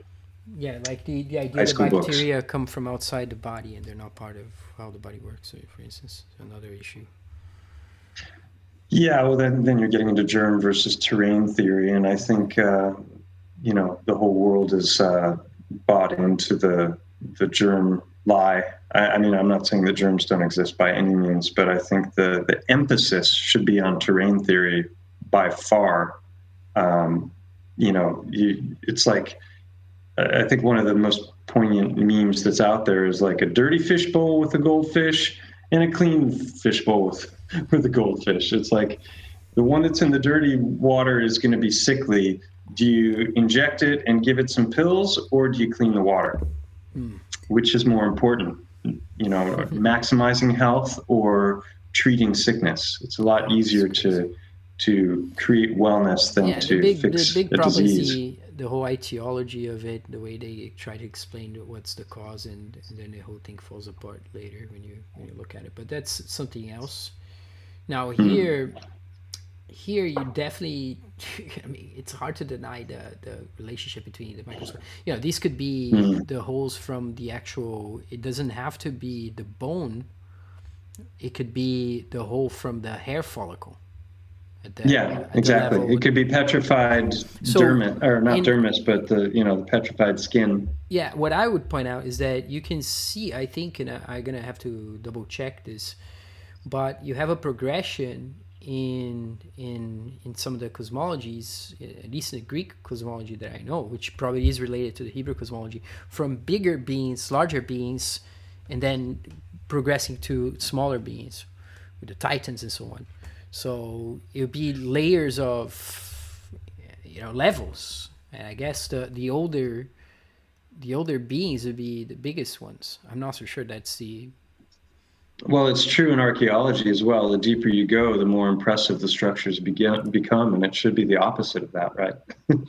They were primitives. They had simple tools and no power, and it's like, no. You look at something like Baalbek, and go Blacky Tepe in these incredible sites, or even the pyramids. It's the older stuff is by far the most impressive. I think that's also an interesting image. Yeah, this is crazy, man. All these things they look so much like the cells in the microscope. It's incredible, especially these square things with a nucleus in the center. And how you explain this forming with a regular geological, just layering, the simplistic kind of layering, it's just not possible. It looks like pavement. Rob the Truth says, look up the Book of Enoch, and I've read the Book of Enoch, and it's really fascinating. Roger, Mud Fossils, Alan, they were talking about it from a Bible perspective, and then I saw a video by Jay Dreamers where he was talking about the Book of Enoch, which is an extra biblical text that used to be in the older Ethiopian Bible, I believe. It depends on who you listen to. Some people think it's created after. Some people think it's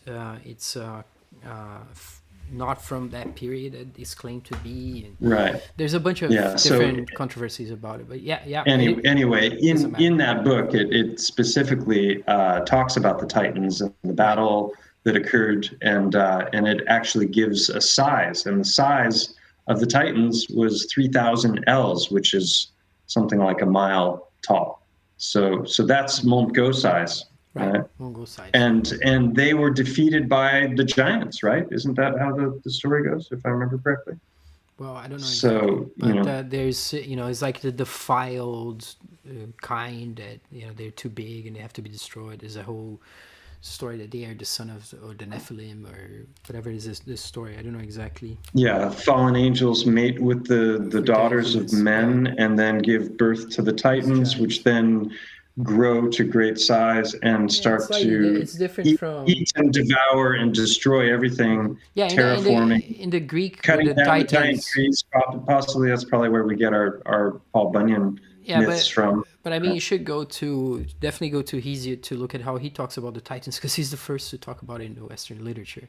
So that's the source. It's way earlier than the Book of Enoch, but it also makes the same kinds of descriptions. Also talks about 5 different generations of people. This kind of ages, kind of like the yugas, but different. And there's all kinds of injustices that happen, and the nature of the gods, the nature of the spirits that help people, all kinds of stuff like that. It's in there. But there's these beings in that case, the Titans, they're not formed through intermarriage between fallen angels and humans. It's not. It's in that case. Yeah, They come I'm from the not god. I'm not hung up on any one of the stories because I think they all. I mean, some of it is symbolic, and others are telling fact in an allegorical, metaphorical way. You know, it's hard to decipher it all, and yeah, that's it's amazing. Looking real meaty, Whoa, that's kind of weird. fleshy.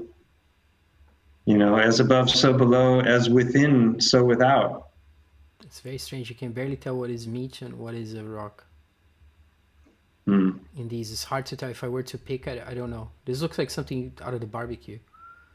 But Yeah. this one here, and these, everything here, it looks like meat more than it looks like rock. This here, also, I mean, yeah, very strange. I don't know. In New Zealand, the myth of the demigod Maui, I thought he was Hawaiian, fished the North Island out of the sea with an ancestor's jawbone from the South Island.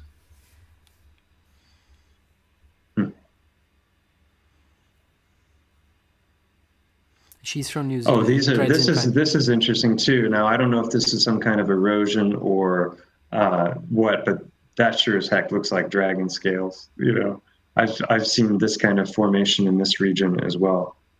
This kind of stuff like that, the triangular. Yeah. This is really strange. I mean, yeah, these things, I have no idea what they are. This is so bizarre. I mean, I know that there's places like this in China, some other areas, but yeah, this looks impossible. This looks like it was painted by an impressionist. It's unbelievable. It looks impossible, but those places exist. That's Ian. That's the guy. Yeah, he's the one who made the video. So Ian David Harris. And he's been to all those places. Yeah, a lot of those are his own pictures, I believe. Yeah, this is really interesting, especially the stuff about these. Look. I agree. Did you hear? There's some crazy shit going on in my apartment here. Somebody hitting and kicking the door or something. Oh, I thought it was thunder. No, it's really weird. Somebody. Have you seen the Naka cave in Thailand? The giant snake. Have you seen that? Giant snake? No. Where is it? How do I see that? Here, I'll give you the link here. I posted it in the chat. This is another one of those things that just makes you go, It's looking at your video. Wise Up has got some interesting theories since it's on the screen. He talks about how ash combines with water, and that a lot of the in this case, I think this is cataclysm. I don't think this is ash combined with water. I think this is some high energy event. There's definitely two kinds of these temples. Some that we know are actually carved into the rock. Who knows how they do it, but they actually carve it into the rock. And others which seem to have been made of rock before and then covered over. I think there's two kinds at least. Right. Yeah, and then there's the ones that look like they're made by a giant 3D printer. Right. Supposedly hewn from solid stone, And some look impossible. One guy at the end, he's like, "Whoa, shoot! We got to start over, destroy the whole thing." So what's the deal here with the cave? Should I download it? Yeah, it's not so much a cave. It's I don't know why it says cave because it's really about it's just that people can watch it. We don't have to go through it, but it's this massive area of these what look like the coils of a gigantic snake with scales and everything, and there's even the head is even there, and it just when you see it is what it is, I think. Yeah, this is getting kind of funny here on my screen as you see it. See if it pops up. See if it actually does what it's supposed to do, which is become full screen here. I don't think it does for whatever reason. but I'll download it. Yeah. So Yeah, look at that. I can. Yeah, these are. Yeah, in Petria, I have a hard time these might believing be that those were carved from solid stone. I think no, the it's far stone is more not that likely solid. that they were. I don't know. They were. Some of these from Arabia. Well, maybe that one. I don't know about from that Arabia one, but Petria. others seem to me like they exposed something that was this is different. Covered up and destroyed. This is different for me. You see what I'm saying? You see? Mike? Wait a second. What's going on here? You still there? Yeah, can you hear me?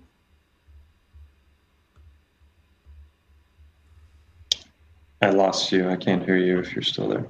That's weird. Okay. You should be hearing me. Let me see here what's going on. Did I press something wrong? What's going on? Let's try this again. And yeah, it's glitching big time. You just here it is. Can you hear me, Mike? There. We can hear you. Yeah, people can hear both of us. So I don't know what's going on, Mike, here. I know what it is. It's just a glitch on Restream being very slow here. My internet. Sorry, guys. There it is. I think he can probably hear me now. Did I click on something here? I don't know what. Sorry, folks. He should be able to. We are listening. They can hear us. I can't hear you. I'm not muted. He's not muted. We can hear him, and he I don't know what's going on. He cannot hear me. All of a sudden. Internet gremlins. Let me just see if I have too much on here. Let me make some adjustments here to see if this will change. Let's go here. Let me close this loop for a second just to get things to move a little faster here. Now he's supposed to be hearing me and somehow he can't.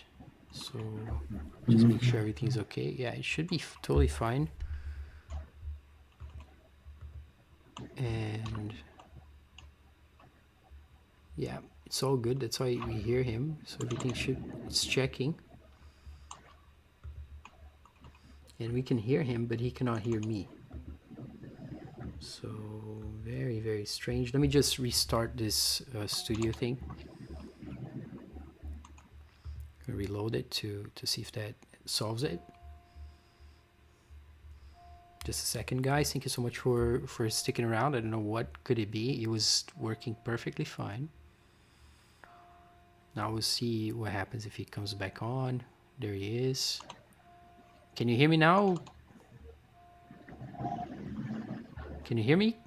Hear me? Now I can hear you. Okay. Can you hear me? Yeah, I can hear you. Perfect. Okay. Very good. All right, we're back. The gremlins. We're back, guys. I just have to share my screen with him. So yeah, really, really bizarre. Like yeah, there's some kind of delay where everything is quite slow on my end. I'm gonna change something here, just to don't have too many browser windows open. Okay, let me close this chat. Hopefully this will get faster. Since I have to have you here, can you see my screen now, Mike? Yeah, I see the temple. Okay, yeah. What I was saying is that this temple, I think it's probably carved of this rock here, but not this one. I doubt this one is. That's my. Yeah, I mean they claim that one was carved from the top down, and when you see it, inside and you see the sculptures, that's what I mean. It was like the idea that they carved that with hammer and chisel. That model of the Earth. Some other tech.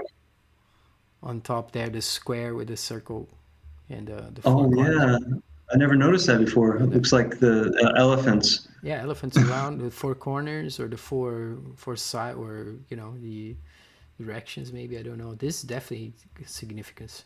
Mount Meru in the Mm. center. Who knows what's the deal? These look like the kinds of temples they're described in the Mahabharata. Some are extremely Mm. complex. Like there's a one hall that they create in there that they ask Maya, who's the great architect. He's a kind of a, I guess, a kind of a, what we call it, like not a demon, but he's like, yeah, he's like a supernatural being, Maya, and he's also an architect, and he can create illusions with the architecture. So the hall that he creates has some lakes and some things in it that make so that reflections may trick you, and you may fall in the water thinking you're stepping in a stone and you're not. And there's all kinds of tricks in the whole architecture. Mm. It plays a role in this story because the sort of the bad guy in the story he feels very jealous of this construction. He goes in to inspect it, and he hits his head on the wall. He falls in the water. The women laugh at him, and he gets kind of humiliated. But Mm. because and then later he ends up taking it, and I don't know. It's a whole bunch of stories, but yeah, this is insane. This is the kind of level of detail that you expect from that you see there. If you if I can share my screen, I can just go through some things that I thought we Yeah, could look at. absolutely. Let me see if I can set that up for you. I'll close my I think I screen, just have to pick. and I can There we get you there. go. Let me do it. Wait a second. I'm gonna close this off. I'm gonna get you here. And sorry, guys, I had you guys on the wrong screen. Sorry. Here we are. Here we And I haven't are. seen you all through this whole thing, so I don't know if they're seeing you or not. But just to So you're let you trying to know. share your screen? Is that it here? Mm-hmm. Yep, that's it. Okay. And Okay. all right. So let's see.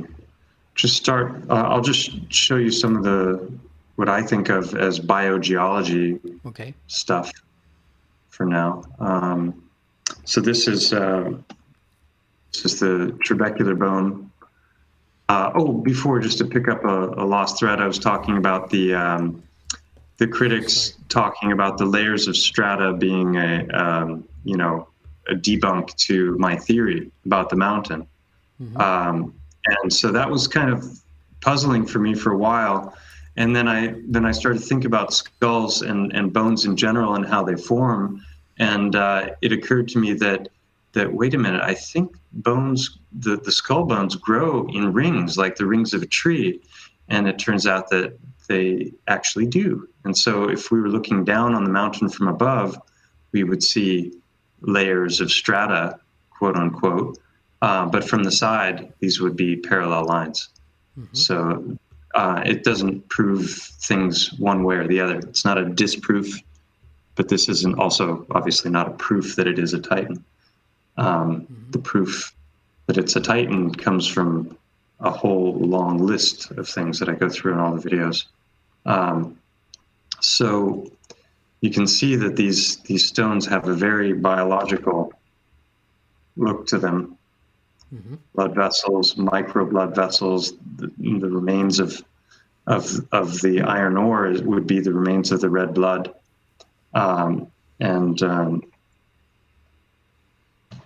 see the channels going in, and big ones, small ones. We've already covered this stuff, and this. Whoops, sorry. Where'd it go? There we go. Sorry about that. And this is one I took recently. Here you can see the remains of the plasma as well. So the plasma becomes yellow and crystalline. I'll have better view of that in a second. But you can see what an organic biological look. I think this is the outer layer of the creature, and then this is what's broken up. Do you see my cursor as well when I'm doing this? No. No. Maybe you have Okay. to share with the cursor. It might be an option. Ah, That's probably what never it is. mind. I'll just do it with words. Just But point it with words. yeah. So Yeah, no, I see what you're talking about. Yeah. and then this one's interesting because when you look in that hole, you can see that like here and here, there's smaller holes going straight off to the sides. And I think this is what these mountains used to look like. You had this thinner outer layer, and when you break this off, you get a much thicker, harder layer underneath. And when you pull this stone away, it reveals reddish earth, and you've got all of the. This is a combination of both. This is what is known as cortical bone. The bottom portion would be the thicker bone. Like if you think of your arms and your legs, you've got the outer rings of the thick long bones are solid and have very little in the way of blood vessels going through them. And then the inner portion of the bones is the trabecular bone where the blood is actually formed. And so all of the mountains in this region are filled with terraces like the one you see in the picture here. And those terraces go on and on and on every mountain as high as you can get before it starts to be cliff-like. You've got these gigantic terraces everywhere, and it's all made of this limestone that's been broken into pieces. So if you see the scope of the terraces, like let me pull up my Google Earth, it's astonishing. But you have to think about how the terrain looked before they created the terraces, and I think it looked like an elephant because the terraces. The terraces are made of chunks of that stone that I was just showing you. And it doesn't matter where I zoom in on any of these mountains, I'm going to find, I'll just go here because this is a good example because this burned last year, or I mean, not last year, a couple of years ago, this burned this whole section here. And when it did, it exposed all of these terraces that were underneath the forest that I had been hiking by and didn't even know they were there. And you can say the same for anywhere you go on any of these mountains. It's going to be these terraces. So then, if you think about this region, and you think about this mountain and all of these fragmented rocks, here's what I was talking about before with the. Oh, I'm looking at the wrong screen. Sorry. There we go. So when you get in, there's what looks like lines here, because this wouldn't be skull bone. This is actually terraces that go, all the way up, very high, all through here. And then this is what I was talking about as far as the synostosis, the lines of the mountain being the skull bone, and. So going along the theme of biogeology, I think some of these pictures were actually in that video we saw. You can see how fleshy this looks, like bacon. This looks very much like skin cells, and then underneath the skin cells.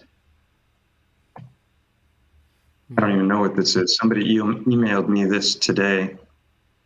Someone else have to figure out what that was. Very weird.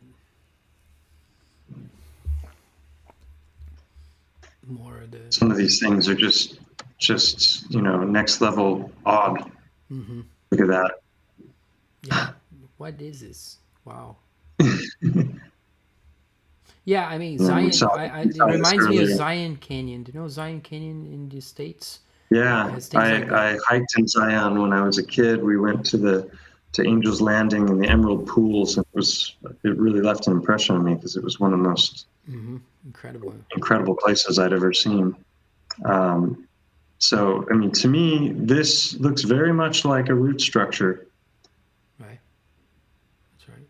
And there'll be underground kind of, or even overground here too. And some trees have their root structure above ground and below ground, obviously. This, is this mined? Did they scoop away and clear away all the land that wasn't that, or was that a tree? I lean towards tree, the mesas, especially when you see stuff like that. And this gets into, maybe what caused it. You've got all the mythical stories of Medusa and, turning things to stone. I think those are metaphors for something like this. Right, sprites coming off the off the firmament. Sprites and with the elves. I mean, this stuff is, it's incredible that's not the basic part of the basic geology and weather formation that people need to study. People don't know about Project Fishbowl. Dominic, what's the deal there? What's going on there? Yeah. So this I think this almost looks like a painting, but it's showing what's happening there. You have the elves, which are the rings. I think it's a representation here. I don't think this is real. Yeah. And then you have the sprites, but these have been filmed, so this is not. Yeah. You can see it. This is not theory. This is fact. So that's all the stuff that's happening way, way above those thunderclouds that we see with lightning going everywhere. That's happening above it, and I think whether we're in some kind of a fishbowl, whether it's a plasma ball or something like that, I lean towards this. This is what I think we live on. I've seen a little bit when you this is the all magnets have this. This is looking. Wait a second, I'm doing something wrong here. Sorry. From the poles, that's the North and the South Pole. This is looking from above down in a magnet, and this is exactly how this is a toroid, and this links back into the whole thing with the heartstones and a few of the videos that I've done related to Francisco Torrent Guasp, who is the man who discovered the real anatomy of the heart, which is that it's one long band that folds up like a knot called the myocardial ventricular band. And so it functions, the heart itself functions as a toroid, a double spiraling vortex. And that ties into things like sonoluminescence as well, cymatics, because you have sound giving rise to light and also giving rise to all of the geometric patterns. You know that I'm doing a Latin course. It's like once a week, and we're on a second session still, but we're also reading the Genesis, the Bible. We're reading in Latin, and in the very beginning, God speaks into the water to make light, in a way. That's what it says in the Bible. Yeah. Yeah, it's like sound in the water making light. So. Yeah. This is a mountain in Benidorm, and it has a very. Can you see my mouse now? Yeah. So I think eye, head, upper back. That's worth exploring. I think there's even a cave right there, but I'm not certain about that. That's another elephant. Then the one in that's the one in. I think there's several in the region. Whoa. Yeah, these are just fun things I've come across. Here's a fractal elephant.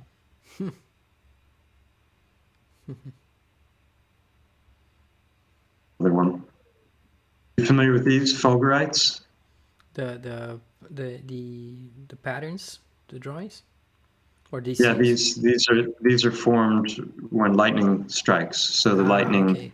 Just like the Lichtenberg figures, the lightning organizes matter into these geometric patterns. Wow.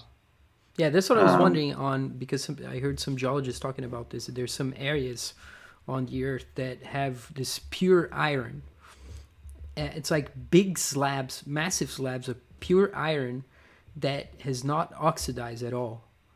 So there's a problem in terms of the formation of the Earth stories and the need for water to be there around this iron, but the iron has never oxidized and it's found in the Earth. And some people, the claims that these are created out of these extremely strong plasma discharges from the upper atmosphere hitting the ground somehow and turning, like what you're saying before when you're talking about transmutation of matter. The idea is that plasma is able to generate different atoms somehow. That this kind of Right. cosmic plasma, whatever it is, that can hit the Earth, it can make new elements. It can make stuff.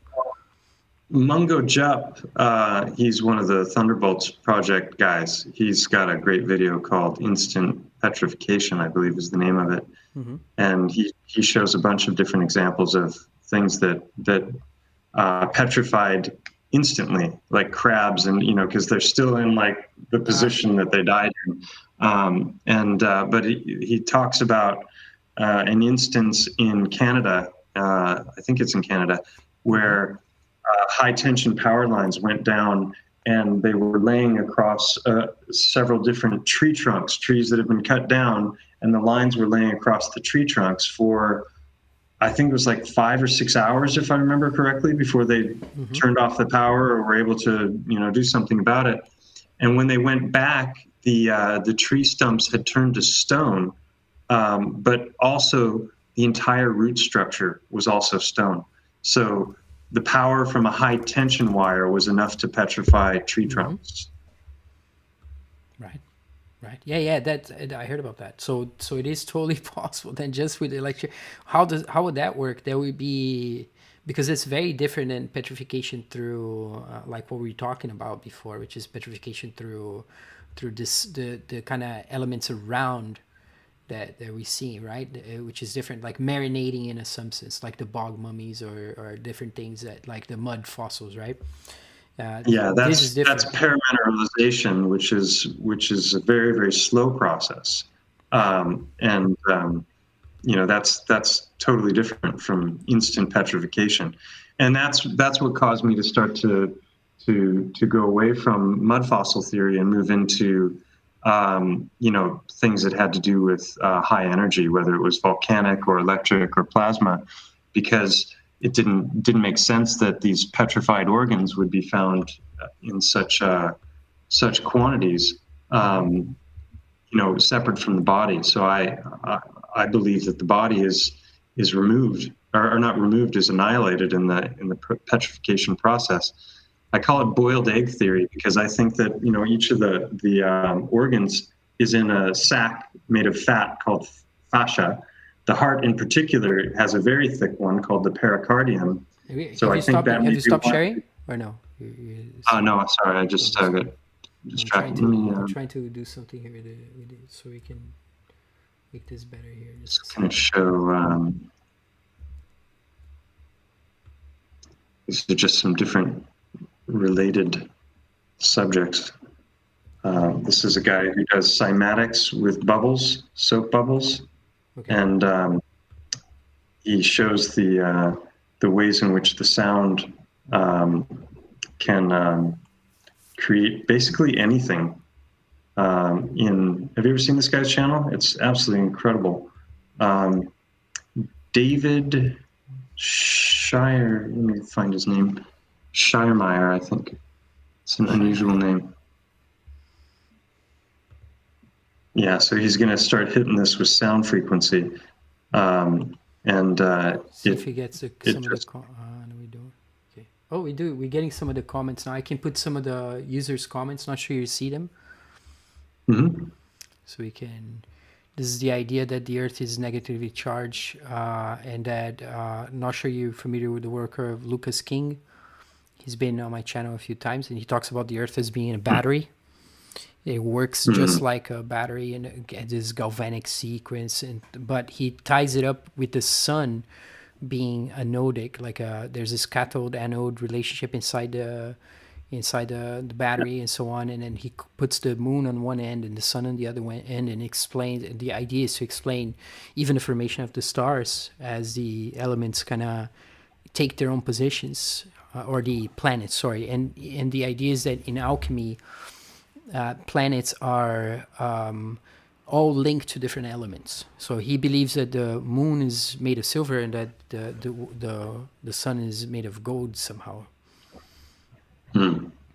This is showing the vortex that occurs when plasma is created. It's really, really fascinating. So that's looking at from the top down. If you think about when I was showing the magnets before. So it's, when it comes to plasma, you've got the primer fields. That guy did amazing things with these bowl. I have it here. These bowl magnets. You're familiar with? I've shown this on Glowbusters before. He's got these magnets that he puts inside of a vacuum chamber with it's pressurized, and then he has the noble gases, and then he runs electric current through the magnets and creates plasma. And he's able, in this 4-part series called the PRIMER, the primer fields. He's able to basically reproduce on a mini scale in a laboratory everything that NASA's showing you about the outer realms. But click on that hide. You should click on that hide thing on the screen. Oh, sorry, I didn't see that. There. Yeah, so he's manipulating the angles and he's changing the distance between them, and different gases give different results, and he's basically able to recreate just about anything in there. Wow. And then obviously if you could see in more detail, then you would probably have cymatic patterns in there, just like he shows them later. Let's see if I can find it. It seems like everything should have cymatic patterns in its structure, because everything being electric and resonating, life resonates, and I think everything resonates. It's kind of like, it's one of those things. There's really no way around it. This is what I want to show here. So you can see the toroidal patterns, the balls just line themselves up just like the ley lines of our Earth.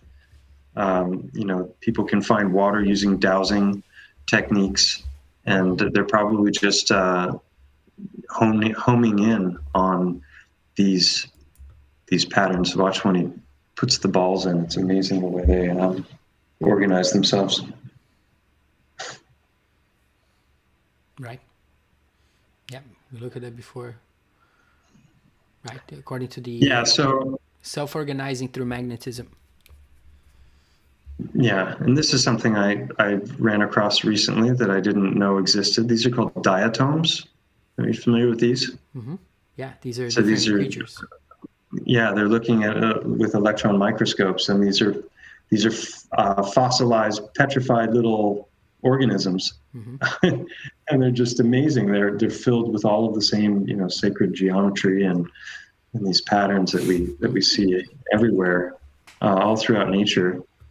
This vortex they form out of nowhere, right? They can take shape without there being any. I think I forget it. I'm gonna have to cite David Wilcock because one of the source of this. But I remember them showing, or I don't know if it's a morphic resonance thing, but that they got this perfectly sterile water, and they kept it without any kind of biological, contamination, or anything like that. And still, no matter what you do, it starts forming things. Things like this start taking shape suddenly inside of it. They just start popping in. You can't get rid of life. Apparently, it's like self-organized. It comes no matter what you do. It just kind of pops into existence almost. My friend Ben turned me on to this. This is amazing here. So this is looking at sound octaves, but it's also looking at, the periodic table of elements, which I was talking about before. It apparently they break themselves, they fall into these different categories of octaves, and it's the exact same pattern of what I was showing in the water a moment ago. This is exactly the information that Lucas King showed me. He sent this to me. Yeah, this is the way of looking into matter. Is instead of being atoms, they're completely, absolutely different, but in putting them in a spectrum, a continuum of energy, right? It's the difference is in. I guess what you're trying to suggest as well is that any atom can be transformed into any other atom somehow, or no? Well, I was talking about biological transmutation before, and plants and animals do transmute elements. There's a lot of scientific experiments to show even that. biologically can be done. Yeah, simple ones like just feed a plant water and air, and it's got earth that it's in, but you weigh everything beforehand, and then it acquires mass and it acquires new elements. I mean, just something simple like a chicken. The amount of calcium in the chicken shell, and a chicken produces an egg every day, right? If it's producing, the amount of calcium in the shell alone is greater than the daily intake of calcium that the chicken has. So the chicken is creating calcium. So that's a little different from, all the atoms have to be formed in the belly of suns. So paradigms. Here you go. So this is the myocardio-ventricular band, and not only did Torrent Wasp discover that the heart was just one continuous band that rolls up in a very complex way, but he also hypothesized that it was functioning in a spiral vortex fashion. And I've done a couple of videos on that subject, and one is called Helical Hearts, Petrified Organs and Synchronicities, and then I did one recently where, it was an incredible synchronicity, because I learned about that from this idea from Guasp, watching a documentary about his life called The Helical Heart. And it's, they prove in that documentary unequivocally that the heart is functioning as a vortex, and the blood is spiraling in and spiraling out, and it's actually functions by suction, not by compression. So we're taught it's a pump that's pumping 4 different chambers, and that's pushing the blood out to all the cells of the body. And it doesn't make any sense, and it didn't make any sense to Guasp either. And he spent 25 years dissecting thousands of different hearts before he was able to really solve the puzzle. And one thing is gonna, well, in Latin, like I think you got my message. The heart is called the same word for rope in Portuguese. Cordis is corda, is ropes. The actual form corda, which would mean hearts, and also means rope. Right. Yeah, core is. And that is one of the things. That's one of the findings of Guasp, right? The heart's like a rope. Yeah, that it's like a rope. That it's. I hypothesize that it's also a Mobius strip. So if you think about a toroid, right, that one blue line would be like a Mobius strip when you look at the way that it twists. And Guasp, if you look at the myocardial ventricular band,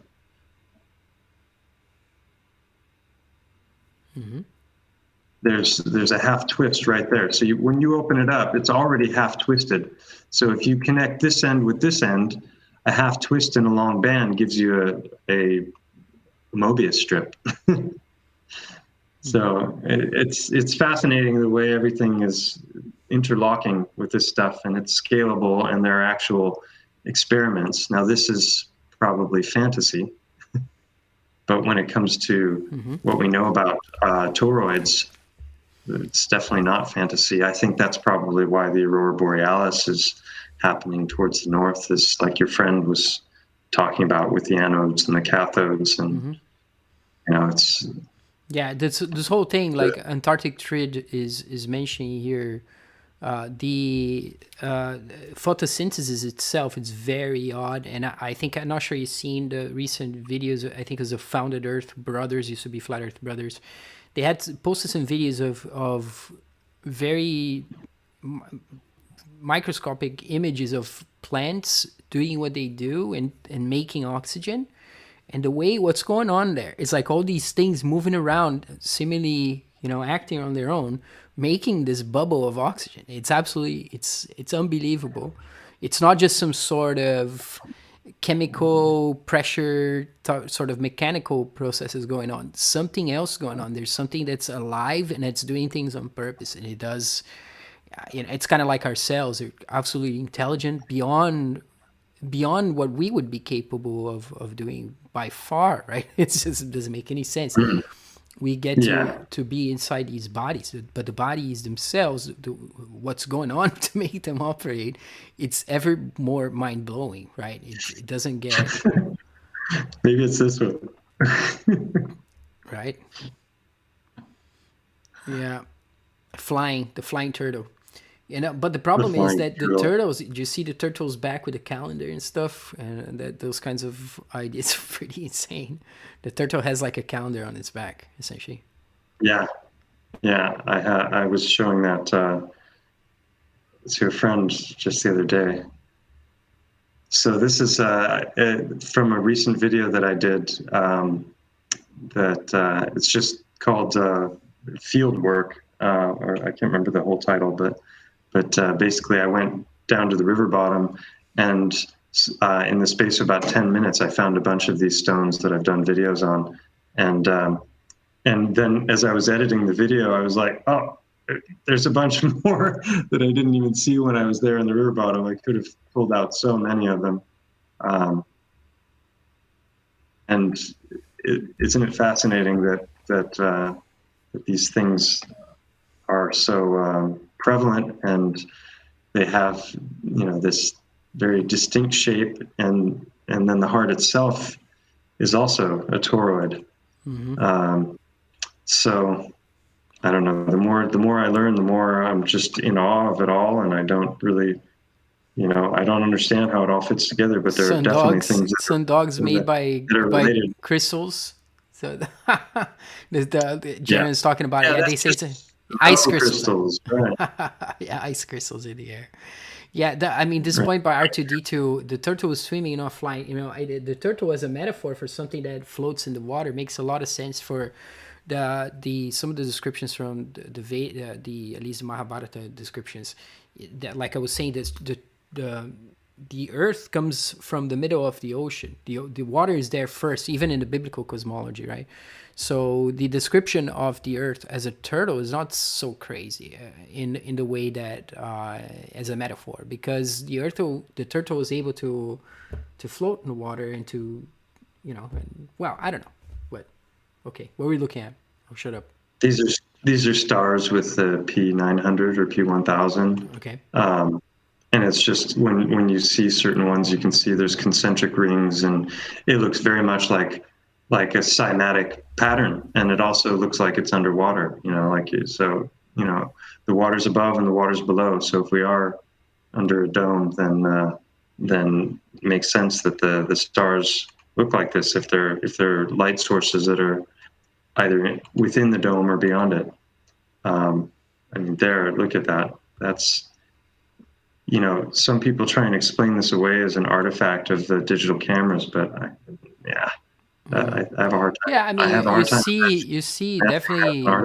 I see a kind of fluidic thing going on. There's some fluids. It almost seems like there's something in front of it that it sometimes distorts it, but then you get a coherent. Sometimes you get a coherent thing. It sometimes looks like a cell. Some are completely different. What I find fascinating about it is that some of them are completely different.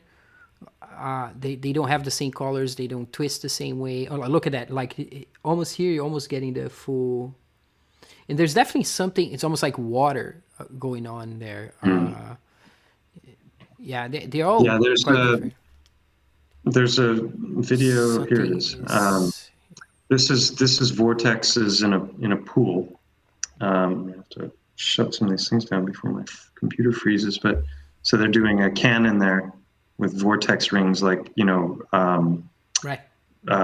dolphins and whales. They can do this, but this is really fascinating here because she just moves a plate through the water and she creates these opposite spinning vortexes, which is interesting because if you think of the sun as being electromagnetic, then she covers it later in the video. If it's stimulating, the sun and the moon are something electrical, then it makes sense that as they move by, that they would actually affect the ether as they're going. I mean, if you look at the water and you get this underwater reflection that's occurring. This isn't the video I wanted, but so she runs these vortexes. They go the whole length of the pool before they fade away.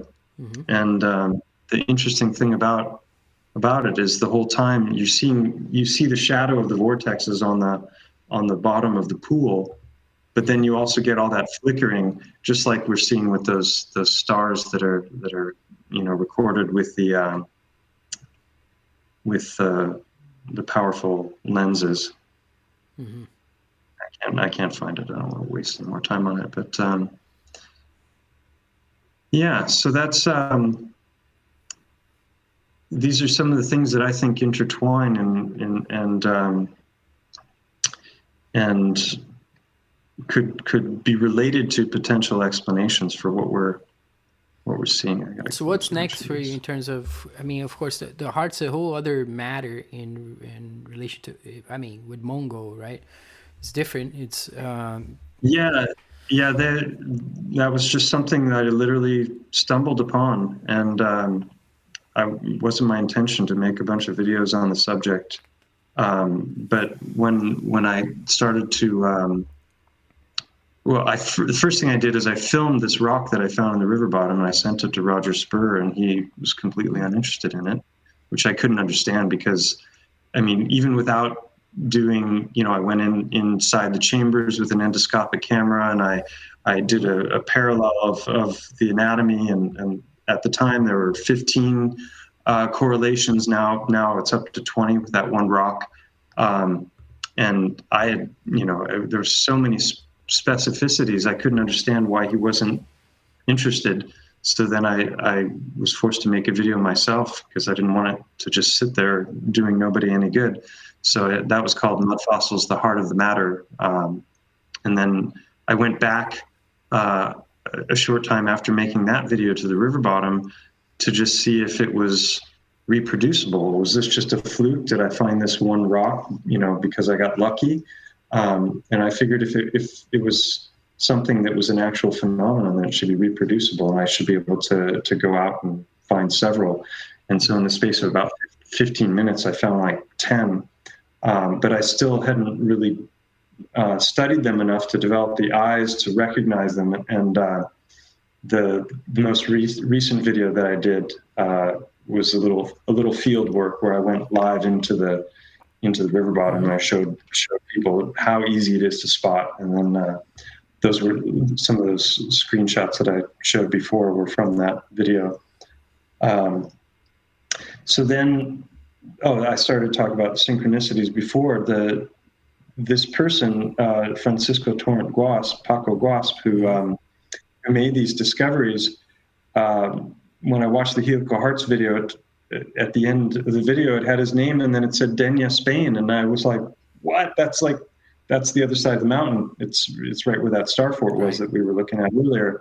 And I couldn't believe it. The guy, the most important cardiologist in history, who made these discoveries that were so incredible, was 10 minutes drive from me. Well, he wasn't, because he died 15 years ago. But there's still a foundation there that's basically spreading the knowledge of his discoveries, and so I figured it was probably tied to his family in one way or another. And when I called, his wife answered the phone, and so it was a real pleasure to speak with her for a little bit. And I told her that I was a fan of her husband's work, and that I had made some discoveries of my own that were loosely related, and that I would love to speak with a cardiologist who was familiar with his work, because I figured if they were familiar with his work and they knew his story, then they were already somewhat open-minded, because really mainstream cardiology still hasn't caught up to the discoveries of GWASP. It's it's really, this should be taught everywhere. Children should be taught about this. It's the most incredible thing, really. I mean, we're just taught these little stories about, oh, this contracts and then that contracts and it pushes the blood out, and it's totally false. And instead, the discoveries of GWASP tie into the discoveries of Victor Schauberger. I made a video, or the helical hearts, petrified organs, and synchronicities video that I did talks about the overlaps between GWASP and Schauberger's work. And somebody sent me video about Chester somebody or other. I can't remember his last name.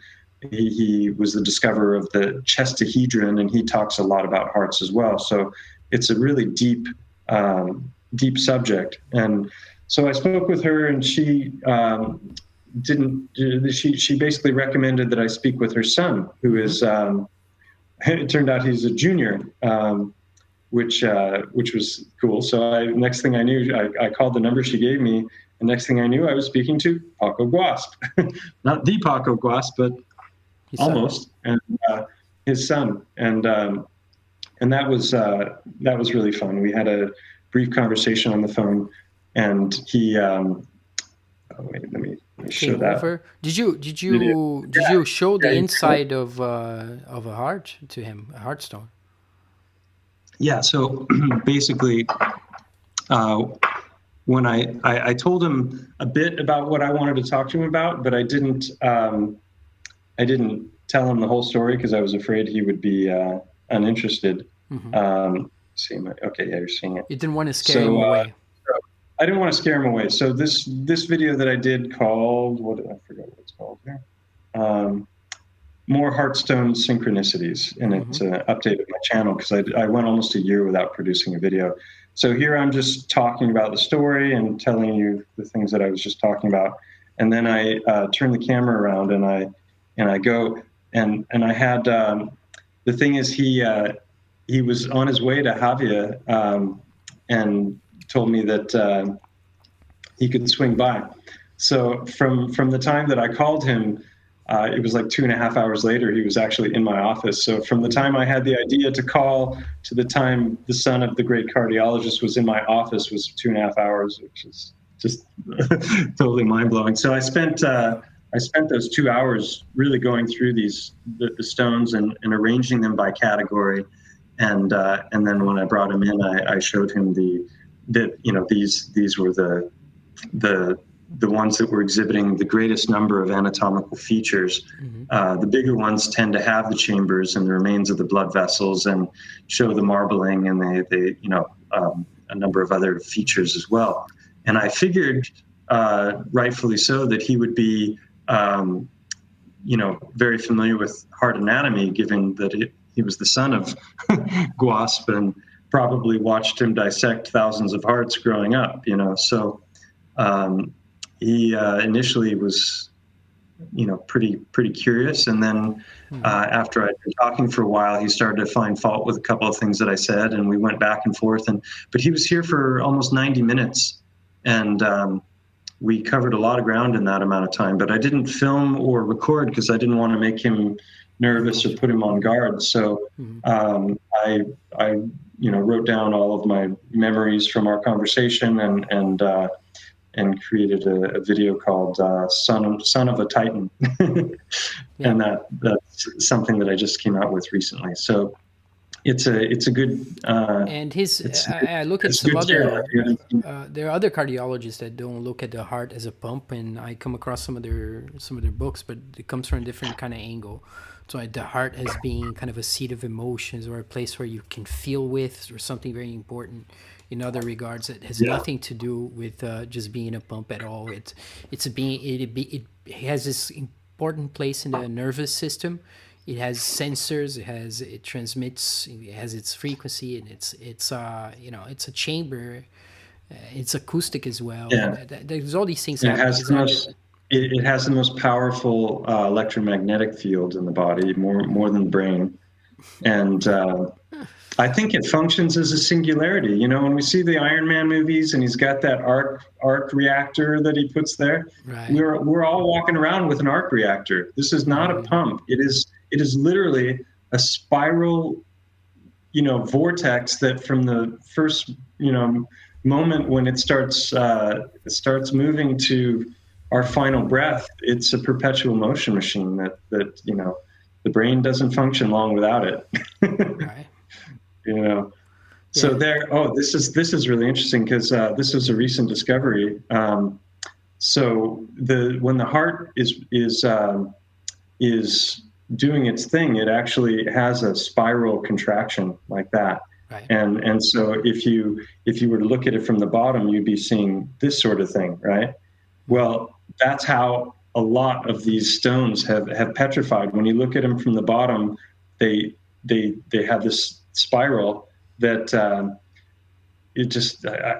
don't think you could explain that with erosion very easily. And there are a number of videos where I show exactly how to spot these. But that was a recent one. And then the reason I wanted to contact GWASP in the first place was I'm about to go over there and show it right now. So you can see several of these have the blood vessels still in them, right? And then there's these lines that are through these stones. Here's a faint one as well. It's how you open and the heart. How you dissect the heart is by pushing against Yeah. those places, right? How his dad used to do it and turn into a rope. Yeah, right? yeah. See, everyone's always tried to cut it open to try and figure out how it works. And what he You just did was he open it by boiled the hand. heart and he removed the outer fat very carefully, and then he was able to bluntly dissect it using just his thumbs. And at one point, he has to clip one little tiny thing. But apart from that one little clip, everything else is unraveled using just the hands. And so there's this, and this is one of the things I talk about in the Son of the Titan videos. When he rolled the heart back up, and I saw the overlaps, you got one set of fibers going one way, and they're encountering another set of fibers going another way, and that creates a sulcus line. And that sulcus line I was finding in a bunch of the rocks without even realizing it. I went back to a whole bunch of the rocks that I already gathered, and I'm like, oh my God, it's got this feature as well. So I started adding new features to that list. I have a Heartstone evaluation list here. Let's see if this is, yeah. So these are all if you go through the videos that I've done and you study a little bit of anatomy, you don't even need a lot, and you start to read these and you see them, you'll be able to go out and spot these things. People from all over have been sending me emails, and some of them are really good. And here in this region, they tend to be very white, bleached out, until you break them open. Then you can see that there's still the blood remains. But in other parts of the world, I don't know if it has to do with resets and how many resets there were. But in other parts of the world, they can be very, very fleshy. Just like we're seeing in this. I think this is flesh that's petrified. It looks what it was. so strange. Right? It looks so. It's bizarre. Yeah. It's like a cut of a fillet out of a monster being. Yeah, I mean, when you see this stuff, it's like, okay, explain to me how that forms. With just dead creatures, compacting over long periods of time. No. Oh, that's something I didn't mention either. Is if you look up limestone, on Wikipedia, which is what these what Mont Go is made out of. They tell you it's formed from mollusk, seashell, skeletal remains. So all of that is compacted under the ocean floor for millions of years, and then pushed upward by tectonic activity. So right there in the mainstream geology, they're telling you that it's made out of bone. That's interesting. Yeah, but the only problem is that I found that by accident. Nobody told me that. And the problem is that creatures don't just become a layer that gets compressed into some form of stone. That's just ridiculous, I think. But I mean, well, and here's idea, the interesting thing. Yeah. So, yeah. No, the pyramids are made of this limestone, aren't they? The same kind of idea. Probably it's bones of something. So are the star forms, but not this part, right? Remember I talked about cortical bone being thick and not having very much in the way of blood vessels. This is more like, if you look at the underside of this rock, it looks like Swiss cheese, but the top portion it looks like skin and blood vessels. Or not skin, but just the surface, the outside of the bone. The naturally formed surface. But the cortical bone is outside, more like a solid. It's smooth outside, right. So, but the bone, it's smooth outside and almost like enameled or something, right? It's kind of smooth, and then inside is totally porous, and it has those structures, the Tribeca loop.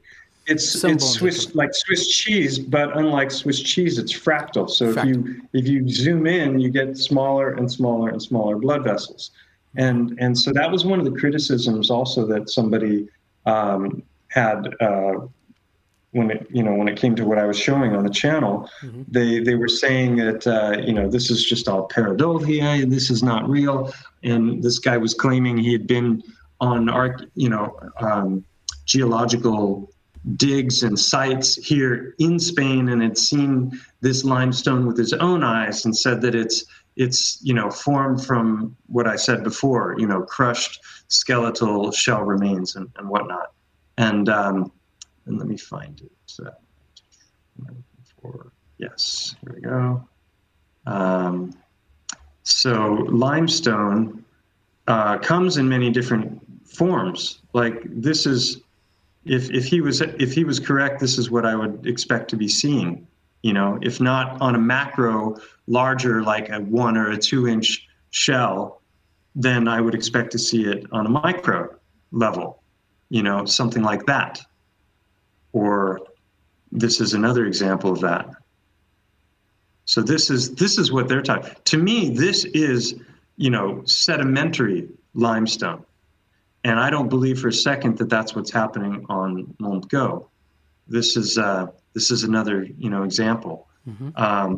And because you can find stones that do have seashells inside of them. That's for sure. I see. Yeah, definitely. Yeah. So that exists, and that's also limestone because it's made out of the same material, right? But when you go to a rock like this, I was like, okay, well, maybe he's right. I need to, maybe I just have never noticed that there's seashells there, and so I need to get a microscope. So I went out and I got a 60x microscope that I could attach to my phone, and I started looking at it. And these are pictures from the 60x, and so that would be the rusty line that I'm in on there. This is the white. And you can see at 60x, there's no hint of any shells or bone or anything. So I told him, look, I debunked your criticism, and you refused to acknowledge it. It does look like bone. It does look like bone as well, in a way. It looks like bone, but it doesn't look like the accumulation of a bunch of crushed different kinds of bone.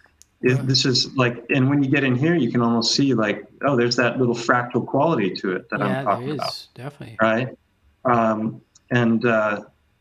So let me go to the next picture. So that's like the rust, the iron ore lines, and those are blood vessels, in my opinion. So that was 60x, but I wasn't satisfied with that. So I looked up microscopes online and found this beauty that was it was like 45 euros.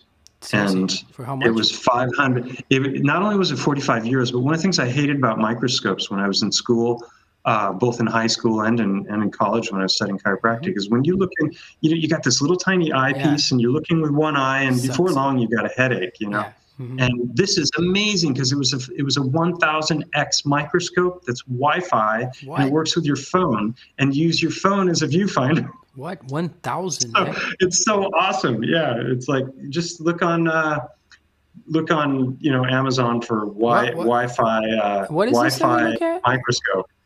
That's a hair. That's one of my hairs right there.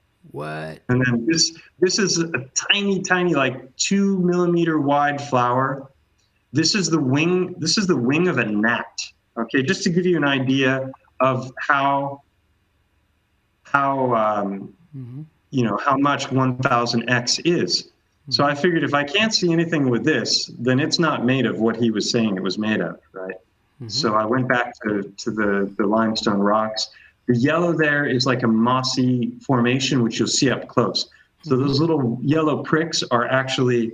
so on this microscope, you can change the magnification, you can zoom in type of thing. On this one, you can choose between 500 and 1000x. Okay. And then you can zoom in and out. And I don't know how low it goes, but you can do 500x, and there's a button for doubling the 500. So, and you touch the thing that you're looking at? Yeah, you get right up next to it, and it's got its own little LED light, so it illuminates what you're trying to take. Okay. Look at. So this is the iron ore. Loses its reddish color. This is inside the hardstone. This is outside. The trabecular bone of the mountain. Oh, okay. So now those yellow, that's actual organic, and I'll show you up close here. Right, those would be mosses that are growing on the... There you go. Yeah, this is 1000x. Wow, and these mosses also look like those things we saw in the geology.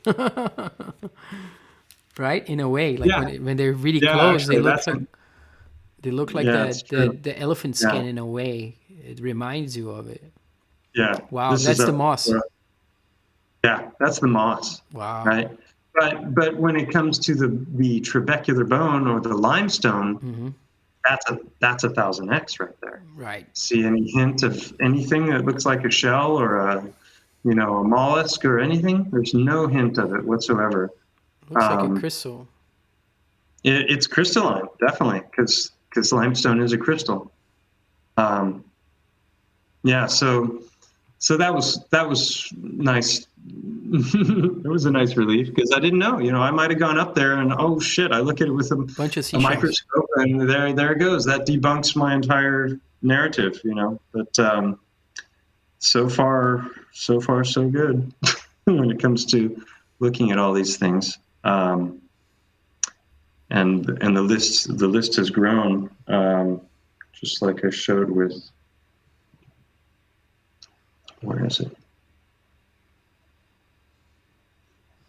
It's crazy, the stuff and how much you reveal by looking closely at things as well.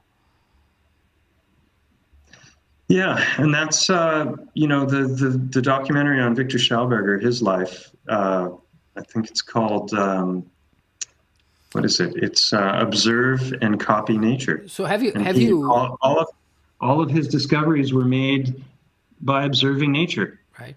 Yeah. Same thing with Guasp. This is his actual. But I was going to ask you, like have you examined in the microscope every single stone, and did you turn anyone off and say, oh, this one is not, I was wrong about this one, or is there any you eliminated, or that you find that they're completely different, or do they all follow? And because that would be another thing. If you can open several of these stones and show the exact same kind of formations in the microscopic level, I mean, it's even more evidence. Well, it's interesting. Let me find it. With the heart stones, here's an example of what I was talking about before. Like other people have started posting these hearts. That one looking very much like a heart. Yeah, that one looks crazy. That's a stone, then. Yeah, and this is petrified brain. Looks very brain-like. bunch of examples of brain. Oh, that's it's even in mainstream archaeology. They're saying it got petrified. Yes. Yeah. Uh-huh. Yeah. And in my Petrified Titans and Organs Part 2 video, I show examples of couple of examples of petrified brain. They talk about vitrification, like Vesuvius, when it blew, not the petrification of the bodies, because we've talked about that before, that those are actually plaster casts that the holes were formed and they filled the holes. Yeah, because that's just ash, not the full-on pyroclastic mud with water and all this stuff. It's ash, so it's soft ash. They got buried in kind of softish ash, and then you get the hole, and there's a chance there's not the conditions for the preservation of the body like you see in the bogs and stuff are not there. So the body turns out to actually decompose inside the hole, and you're left with the bones. The bacteria survive and eat the body up. I think it's different than the other way around. When you have more pressure, I think there's not enough pressure to push I'm just speculating, to push the materials into the cells, so it just doesn't work. But you show, there's plenty of ways in which it works. You have the foot of the cowboy in the boot. That's good enough for there's a lot of things that debunk. This is the biggest one I have in my office. That's 1.5 feet long, and it's got the pulmonary arteries right there. It's got the flattened top, and then when I turn it over here, you can see that the aorta is exactly where it should be. That's when you got to put in an X-ray or look inside, right? Yeah, that's one of the 3 that I really want to have CAT scanned. But when I tried to get them CAT scanned here in the region, that happened. I started trying to do that before lockdown, and so first I was met with resistance because they wouldn't allow me to do any non-human specimens, because I've had some donations and I've made a bit of money from the YouTube videos, so I thought I would spend that on testing, and I couldn't find anyone that would let me test them. So now my plan, and I've been too busy producing videos and working and doing other stuff, but my plan is to contact some of the veterinarians in the region and see if anyone has a CAT scan that they're using on animals, because maybe they'll be less, mindless rule followers. It's so strange that people want to close the door. They should shut it down. I'm not going to break your damn machine. They should be the attitude should be the opposite attitude, in my opinion. They should turn around and say, yeah, I'm going to prove you wrong with this stupid Hearthstone idea. Come here, let me show you. Let me show you exactly how you're wrong. That should be their attitude instead of being scared of you coming in. That means it seems to me that it seems like they have something to hide if that's what they were doing. But I don't know. It's still, why not? How long does it take to just scan a thing like this? Big freaking deal. Yeah. This is, wait, where'd it go? This is, I think NASA says like that. You are here. That's an interesting thing in and of itself, right? This is the picture of the known galaxy, or not a picture, but they never give you pictures of anything, but a diagram of the known galaxy. It's like, oh, shaped like a heart. Interesting. And guess where we are? We are here. This is what they call the widowmaker, also known as the coronary artery. Why do they call it the widowmaker? Because when people die of a heart attack, the number 1 cause of death, or is it cancer that's number 1? I always get them mixed. One is 1 and 1 is number 2. And this is the main thing that fails, is that this artery gets clogged. So we're right there in the widowmaker, according to them. Right. Yeah, these things, they're always trolling with some of these things. The images they show, like they're a freaking black hole. Oh, yeah. Now, I don't know if there's any truth to this. There's different theories about these giant rocks. Yeah, to me that looks like a gigantic mushroom, especially when you see they have the hat, and then they have this little ring around the neck, some of them. So yeah, what a coincidence. And they look like 2 different kinds of rock also. So in a mushroom, the stem goes up into the head portion. So that would be a very strong attachment between them. So maybe that's why they're preserved. I wanted to show the broken hearts tell tales real quick, because that's an interesting Where is it?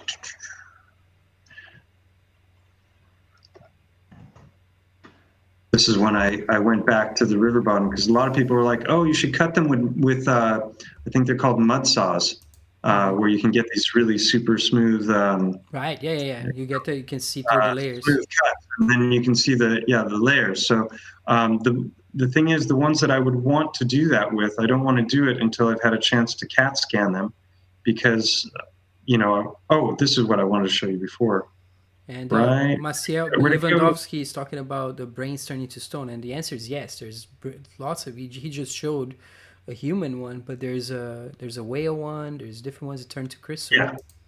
Yeah, I have those in Petrified Titans and Organs Part 1 and 2, and it's interesting. I read some of the quotes on some of the different sites that have to do with that, and yeah, it's a fascinating thing. So I was going to show you, like here I've broken them open. Mm-hmm.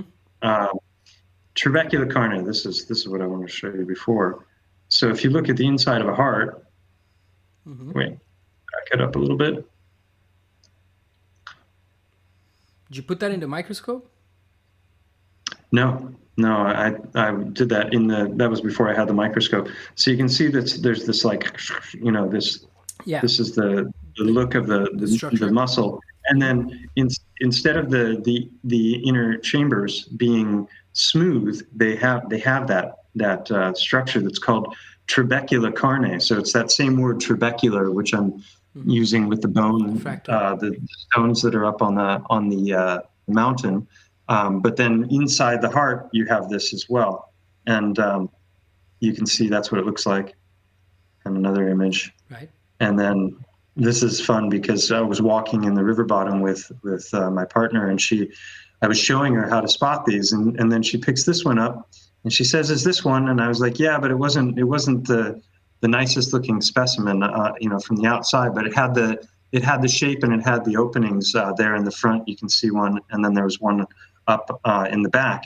And so I was like, I don't need that one. And so I tossed it on the ground. It broke open, and when it broke open, I saw all of this structure inside. I thought it was. And when you wet it, like you're doing in the other. Oh, look at that! Yeah, it looks like you wet them, meat. That's nothing compared to the ones that come at the end here. Oh, this is amazing! Look at this. So you can see that one is broken, and anytime they're fractured at all, they you can easily spot it. The break looks slowly out of it, right? Out of the structure. Like, it's smooth on the outside, and whenever there's a break, it is very clear that there's a break, that something's missing. Yes. Yeah. And so the other interesting thing is, if you think of the pericardium, the fatty sac that surrounds the heart, that's white, because it's made of fat, right? A yellowish white. And so on the very first heart stone that I did the video on, everywhere that the white has worn away, it reveals red underneath. Wow. So it's literally like a white layer around a reddish, the rest of the rock is red, and that's because it's a heart. So this next one is utterly amazing, because you can see it's broken. Not this one. It's coming up right here. Okay. So looking at it here, you can see this portion is broken. Now, if that were to continue around, you would have the same shape that I've been showing. And you can see there's the remains of the blood vessel openings here. But watch when I turn it. Speaking of fractures. Whoa. So that is amazing. Yeah, it's the chambers, but it's also, this is the remains of the papillary muscles right here. Wow. So the papillary muscles, when they contract, let's see if I can find it quick. Go there. Let's see. Oh yeah, that's where. I gotta think about where I put everything. Mud fossils, the heart of the matter. So. Just saying, thank you guys for sticking around. I see that some of you are here are back. Critical Truther, you can look at the rest. We've been on for almost 3 hours, and we're still going strong here. So thank you for coming back, and we Sorry carry for on. boring you. No, it's Okay, fine. so this is There's a bunch of people here that they're very interested in this, so you can go ahead and cool. let's go through these Right. details, which is where. So I was talking about the pericardium before, Mhm. and so you can see to the right that all those reddish spots are the spots where the outer layer is worn away, and and then if thinking of fascia, um, Mhm. the whole. So first of all, okay, I talked before about boiled egg theory. This is my theory. Like, why the hearts? Why the organs in such quantities? Where's the body? I think the bodies were destroyed. And here's the thing: this whole cavity here, called the pleura, it's the chest and the abdominal cavity. This is the diaphragm here. This is all big, thick, and fatty, and it's filled with fluid. And then each individual organ is wrapped in its own fatty sac. So I think that, like just like a pressure cooker, if you heat things up and then they're inside of water and they're boiling and there's pressure, then they're going to harden just like an egg hardens when you put it in the water. The egg has its shell and it has a liquid, soft interior, and those proteins are converted into another shape, and then the egg hardens. And and also you have the aorta and the openings of the blood vessels here, but you also have these attachments into the pleura, which a lot of the rocks at the top, they not only have the openings, but they have these little tiny chunks. It looks like something's been torn off, and that's because it's been removed from all of that. And then I want to show you the papillary. Oh, so here's fascia goes around and throughout every tissue in the body, from your toes to your nose, and when you cut into meat, you can see all these different little thin lines and layers, and that's all these different divisions that exist between the different sections and components of both the individual muscles, but the muscles in relationship to each other as well. And pericardium. So there you can see what I'm describing. These little sinuses here, these are openings between the chambers, quote unquote chambers. So that's what you're looking at in that stone. Well, no, that's. I'll show you in a second here. Oh, is that one of the valves or no? I'm going to show you the papillary muscles. I'm just trying to find the spot in It's the crazy. video. It's like down to the, it's. So this is the aortal opening. I go in with an endoscopic camera in this video, and I show.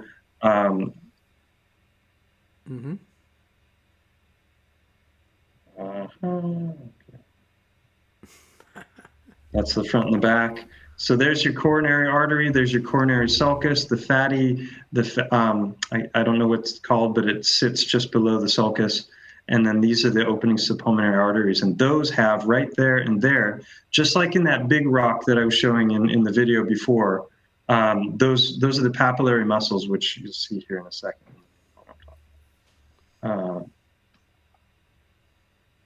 there's the contraction of the heart. And you can see that spiral, and then the bottom side flattens and it curves inward as it's contracting.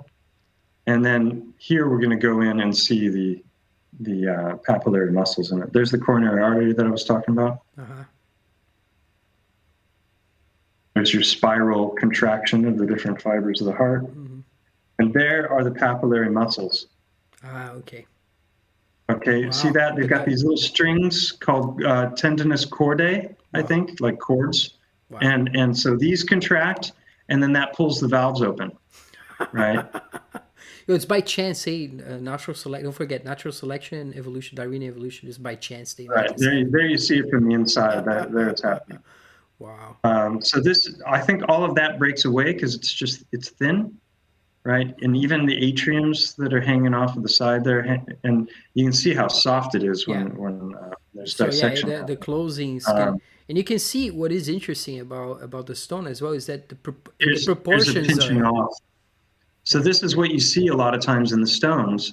Is this you see lines or a little hole that's not really open, or indentations like this, or sometimes you see the actual opening, and they're in the right places.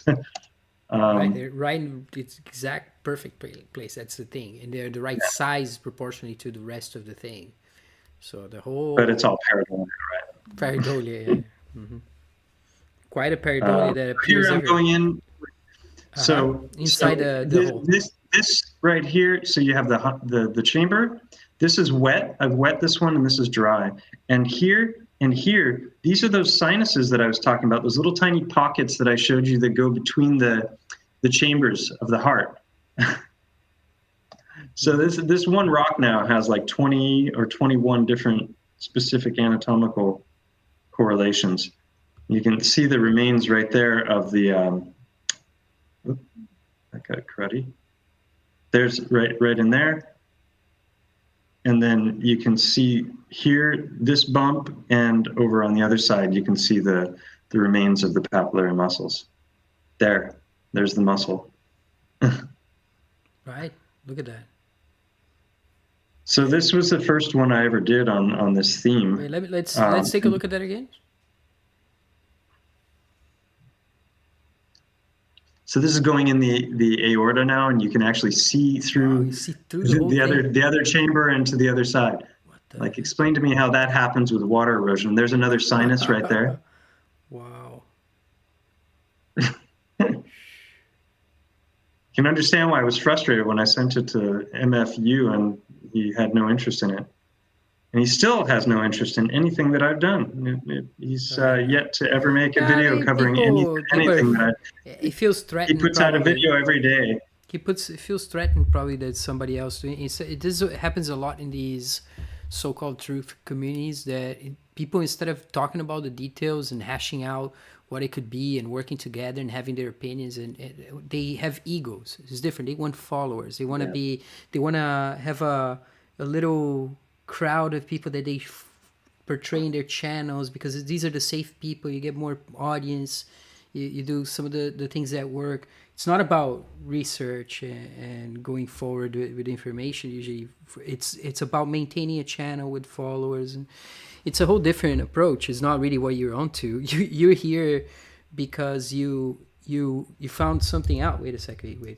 Sorry, something happened here. You're here because you discovered something that you can literally not let silence. Like you have to come out and talk about what you discover. It's very different than people who are out there to do these other things. To call. You have a job. You have your own thing. You're not. You have a family. You have things to take care of. It's different. So here I went live into the river bottom, and I felt really bad about doing this, because knowing what I know about them now, I'm like, this is like a desecration of a grave or something. But I felt like I had to do it in the name of science, and at some point I'll have them cut open as well. But you can see, like, it's white on the outside, and then you get inside there, and the trabecula carne, which is you can see that they're unbroken, right? And there are no fractures in these. There's the aortal opening right where it should be, and you can see the sulcus lines, the lines where the different fibers meet, and even that one has the aorta opening, and so then I break them open, and you can see how rich they are inside, and this reddish blood, and I mean it's just amazing. Bob Boy is asking a question here.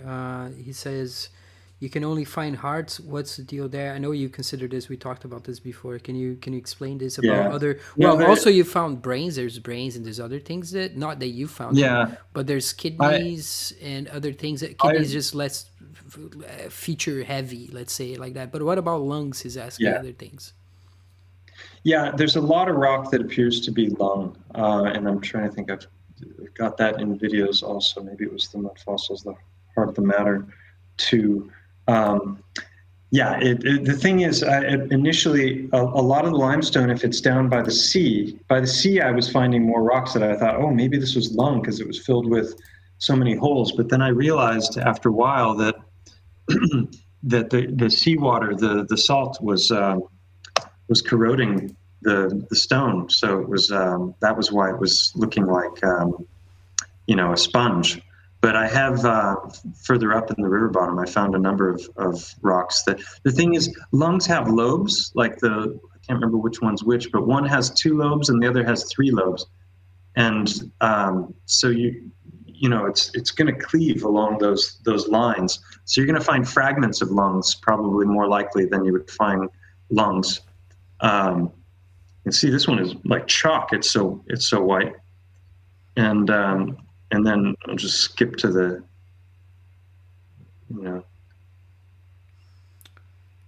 Yeah, the problem with the heart stones, I mean, obviously, the heart is one of the strongest muscles in the body. It's very, very strong, very fibrous as well, like a rope. That's why it's described as a rope.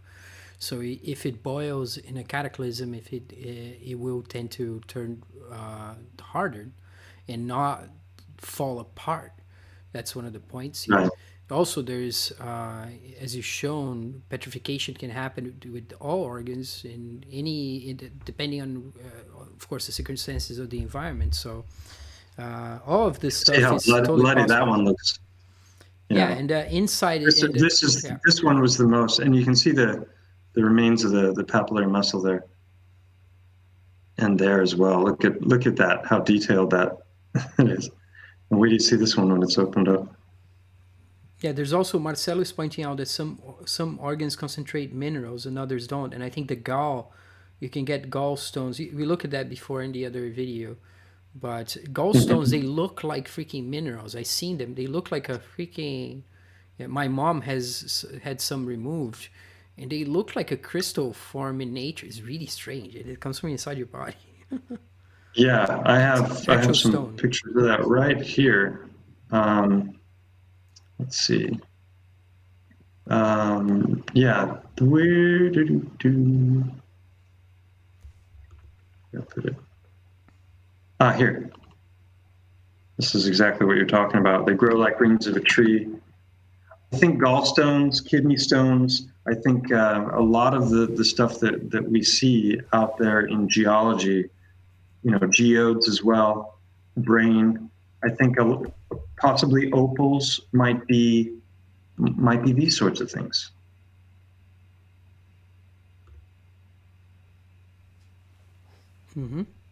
Right. Yeah. Very similar to that. You can see how bloody that one was, and it was white on the outside. And there's your papillary muscle. What are the odds? Right. Yeah. That's the problem. The problem is that it comes up again and again and again. And geologically, these And stones have this last one is amazing. no reason to be forming in these ways that look so biological. There's really nothing that would explain that. And having all the sulcuses in the right places, the aorta is always in the right place with the chambers inside, and so many details. And you can look in the microscope, and it's really hard to deny there's something to it. Look at that; it opens smack in the center. Look at the iron ore right in there, Yeah. where it should Yeah. be. Yeah, Incredible. and it's crystalline also. And I wish I had brought this one home. Someone asked me, like, what did it smell like? And I didn't even think to smell it. And I should have tried getting it wet. I just assumed I would find lots of others like that one, but that one was, so fresh, so to speak. No, but you It would have be enough. that would have been a very interesting one to do a DNA analysis on, because I think Roger's gotten 3 DNA tests performed that came back positive for humanoid DNA when he was early on in his study, but my guess is that the heat denatures the protein, and you probably wouldn't be able to get You DNA don't for really, most of these that guys. we have this kind of standard nowadays that the idea to find something that's biological, you need to find the DNA. But I think that's a little bit far stretch. Yeah, like what you're saying here. There's I don't know. For me, I think there's other ways of finding it. If you look at, for instance, if you have a trilobite fossil, and you test it, you Hmm. can find DNA. What do? It's not a trilobite anymore because the shape of its geology must have formed it because there's no DNA in Right. it. It's like it looks like a trilobite. It is a trilobite. It got buried in mud and it fossilized. It's pretty simple. The problem is that when it comes to those creatures, because they find them in these special strata, they claim that these things have remained unchanged for hundreds of millions or billions. There's some of the earliest creatures that they tell in these evolutionary narratives. They appear as some of the early ones, and they haven't changed. It's amazing evolution. It doesn't change over billions of years. You saw there's also the fish that they say was a prehistoric fish, and then they end up finding them. There's all these creatures also in the deep ocean that people haven't seen. We don't even know what's out there in the earth. So it's This was really funny. I went and I showed this in the last couple of videos I did when the rock on the. I just went into a grocery store in Denia, and as I walked in, I looked over, I saw this big white rock on the astroturf, and I was like, no way. So I walked up and I was looking at it, and then I was like, yeah, maybe. And then I got to this angle here, and I went, definitely. Well, there's many places in Brazil that also have their actually the Indians named them after stones. And I mean, I'm sure that all around Brazil you would find really, really strange formations as well. And I don't know. It's kind of like a friend of mine just reminded me of a friend of mine. I'm trying to find something here.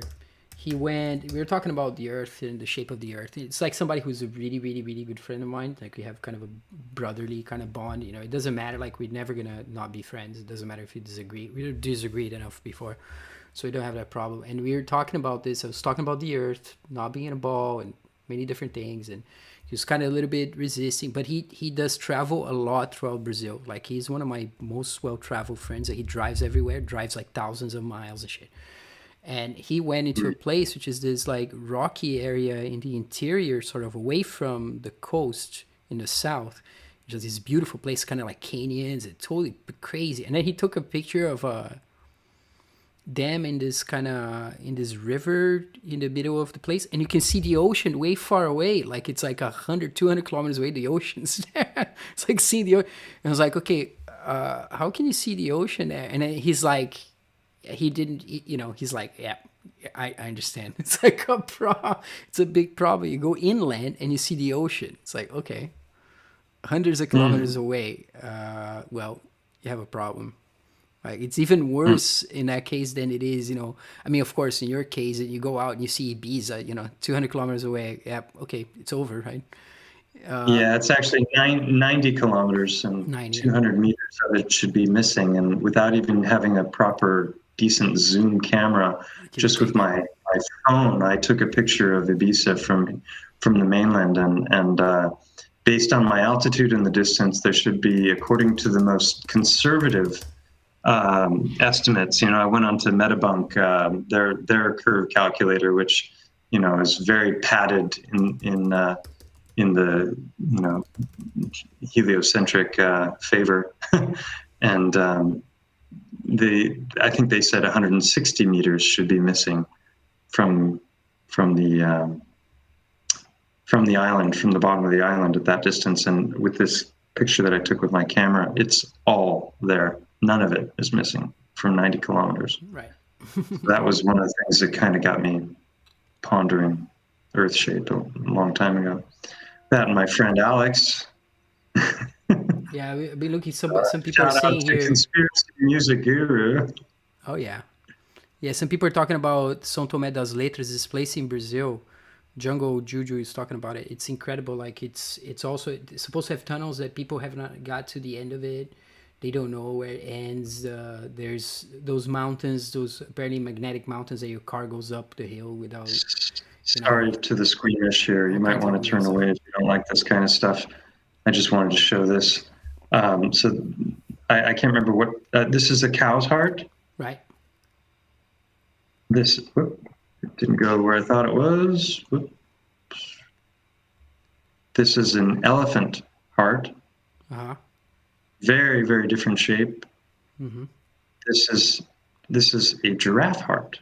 Right. Very much kind of like those, more of a heart Very- shape, more Yeah, elongated. long and narrow, you know. So the species it depends Depends. greatly. You were asking before about the other organs. Yeah. Kidneys, it's really easy to find kidney-shaped rocks, and you know they have the little indentation, right? You know, like a kidney bean does. Mm-hmm. Well, that's where the blood vessels go in. And Right. if you look at a lot of these kidney-shaped rocks, they'll have two little, you know, indentations right there. Mm-hmm. And I found one. I'll go grab it. Actually, let me go to the bathroom real quick. I'll just bring it in. Hold on a sec. Okay. So, guys, thank you so much for sticking around to this special presentation here with Stallion, which is something I really enjoy. And people, you know, if people are not happy with it, they don't need to watch it, of course. And I think most of you are quite happy. So thank you for being here. And it's been awesome. Been learning a lot here and looking at these structures, this possibility, which is very intriguing. And we see in the anthropological literature, like I told you before, in the Northwest Coast, you can look it up, Pacific Northwest Coast, transformers and the transformation of beings into rock by the transformers, I think. So immediately there's different beings that get transformed. And we find along the landscape we saw, especially also in the video that we showed there in the middle, the guy from, I guess he lived in Thailand or somewhere in Indonesia.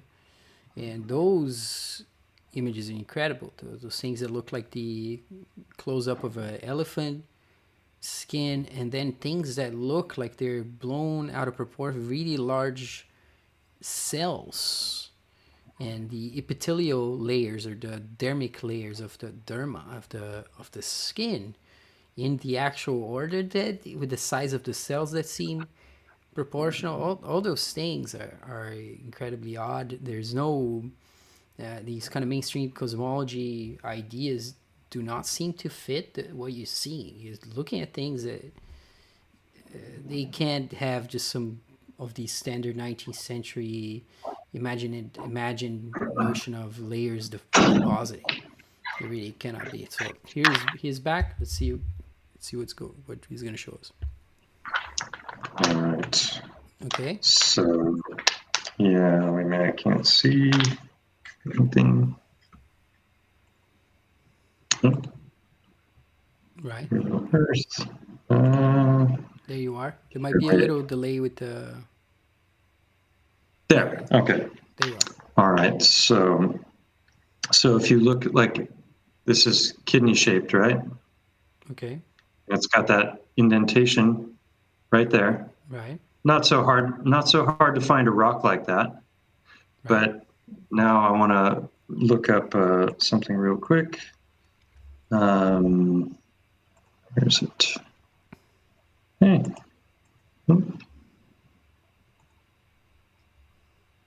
Oh. Okay. Kidney. Oops. Mm-hmm. So what were you gonna look at? Okay. Yeah. So here it is. Okay. So this is the kidney anatomy. Oh, if you go back to there we go. Show it. See the kidney anatomy. These are called the renal medullas, Mm-hmm. and medulla. That's that portion there. You have so that. now if you go back, Sorry, click on that hide in the middle of your screen there. Studio Sorry. Restream.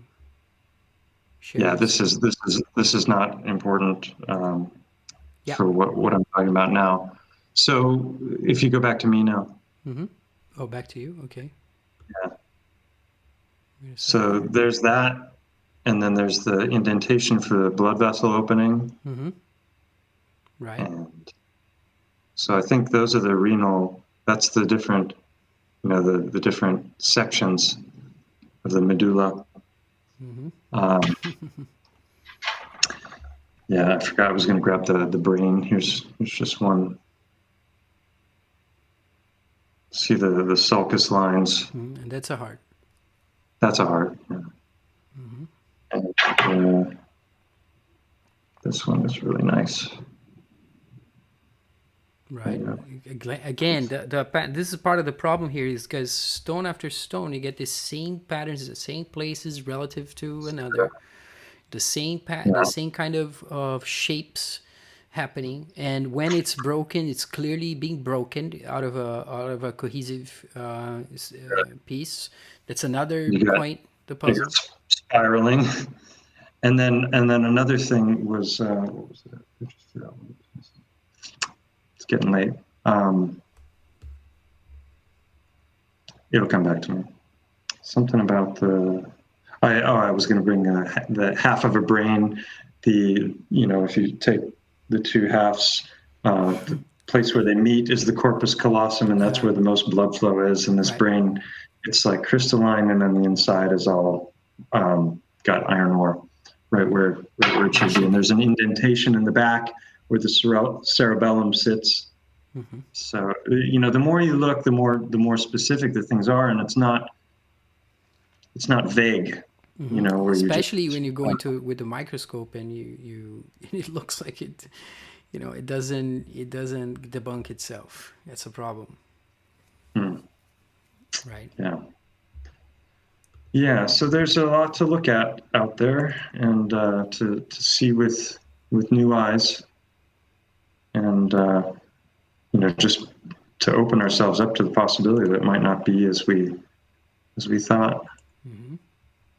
Here's proof of evolution. Did you see this one? Okay. Oh yeah. Okay. Yeah. Yeah, it's very interesting. There's another big issue with some. There's you. Cultural anthropologists or physical anthropologists, when they talk about these bones. I have some friends who are really into Neanderthals and other creatures and whatnot. So there's quite a lot there to speculate as well, that they love doing. And what shall we do then? What do you think it's time to call it a day? 3 hours and 20 minutes? What do you think? Yeah, I think that's a pretty good. That's about how long it takes to run a marathon, right? Right. Yeah, I mean, I think I've just checked my notes if there's anything that we didn't really talk about that I wanted to. No, I think that's good. We can, if anyone has any questions, we can. Yeah, we can take a look at some questions. Let me see here. There you are. And I'm not showing there. Let me see. Yep. Okay. Here I am. So yeah, let's see if anybody says anything. I think everyone is, the people are blown away with the information. They're happy to be here. I think there's, a lot to digest there and to think about for a lot of people. People who see this at the first time, they get really confused, I guess. There's something that tells them that they need to dismiss it right away. They need to be very quickly dismissive about it. If there's not this and not that, then they kind of want to discard it. There's like a lot of pressure for people to discard this information because it's so out there. I mean, you have to accept, I think these are separate issues, like they're linked, obviously, but they're separate. Mongo is at a certain size, and the hearts come up in sizes that are more.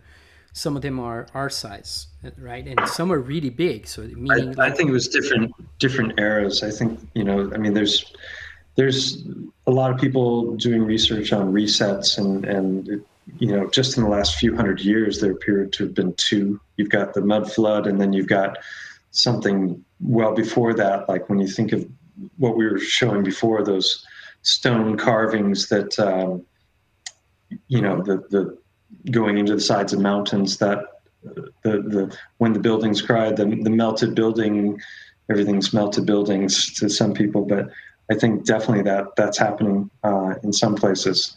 And then I mean, there's so much to look at. Right. Yeah. I mean, it's insane just how much at least is not, the world is not so boring as it turns out. If we're just going with the mainstream narratives that they seem to be so certain about what they're doing, right? They love to present things as if they're so rock solid, and it really isn't. I'll let you free flow for a second here. You can take a look at some of the, I think you can see some of the. Yeah, I'm looking at the. I'm gonna quickly go to the restroom here. If you'd like to talk to them, I'll be back in like 30 seconds. So you have the floor. You can destroy everything. Bring it all down. Antarctic was talking about an LSD trip. One time somebody made a comment on my channel that my videos were more powerful than psychedelics because they don't wear off. I thought that was hilarious. Yeah. Cthulhu, plasma apocalypse theories, that could very well explain how this happened. Oh, one thing I didn't mention before, I was talking about the boiled egg theory. What about the bones? What about the arms and the legs and the skulls? Why am I not finding those in large quantities? That was a real puzzle for me also.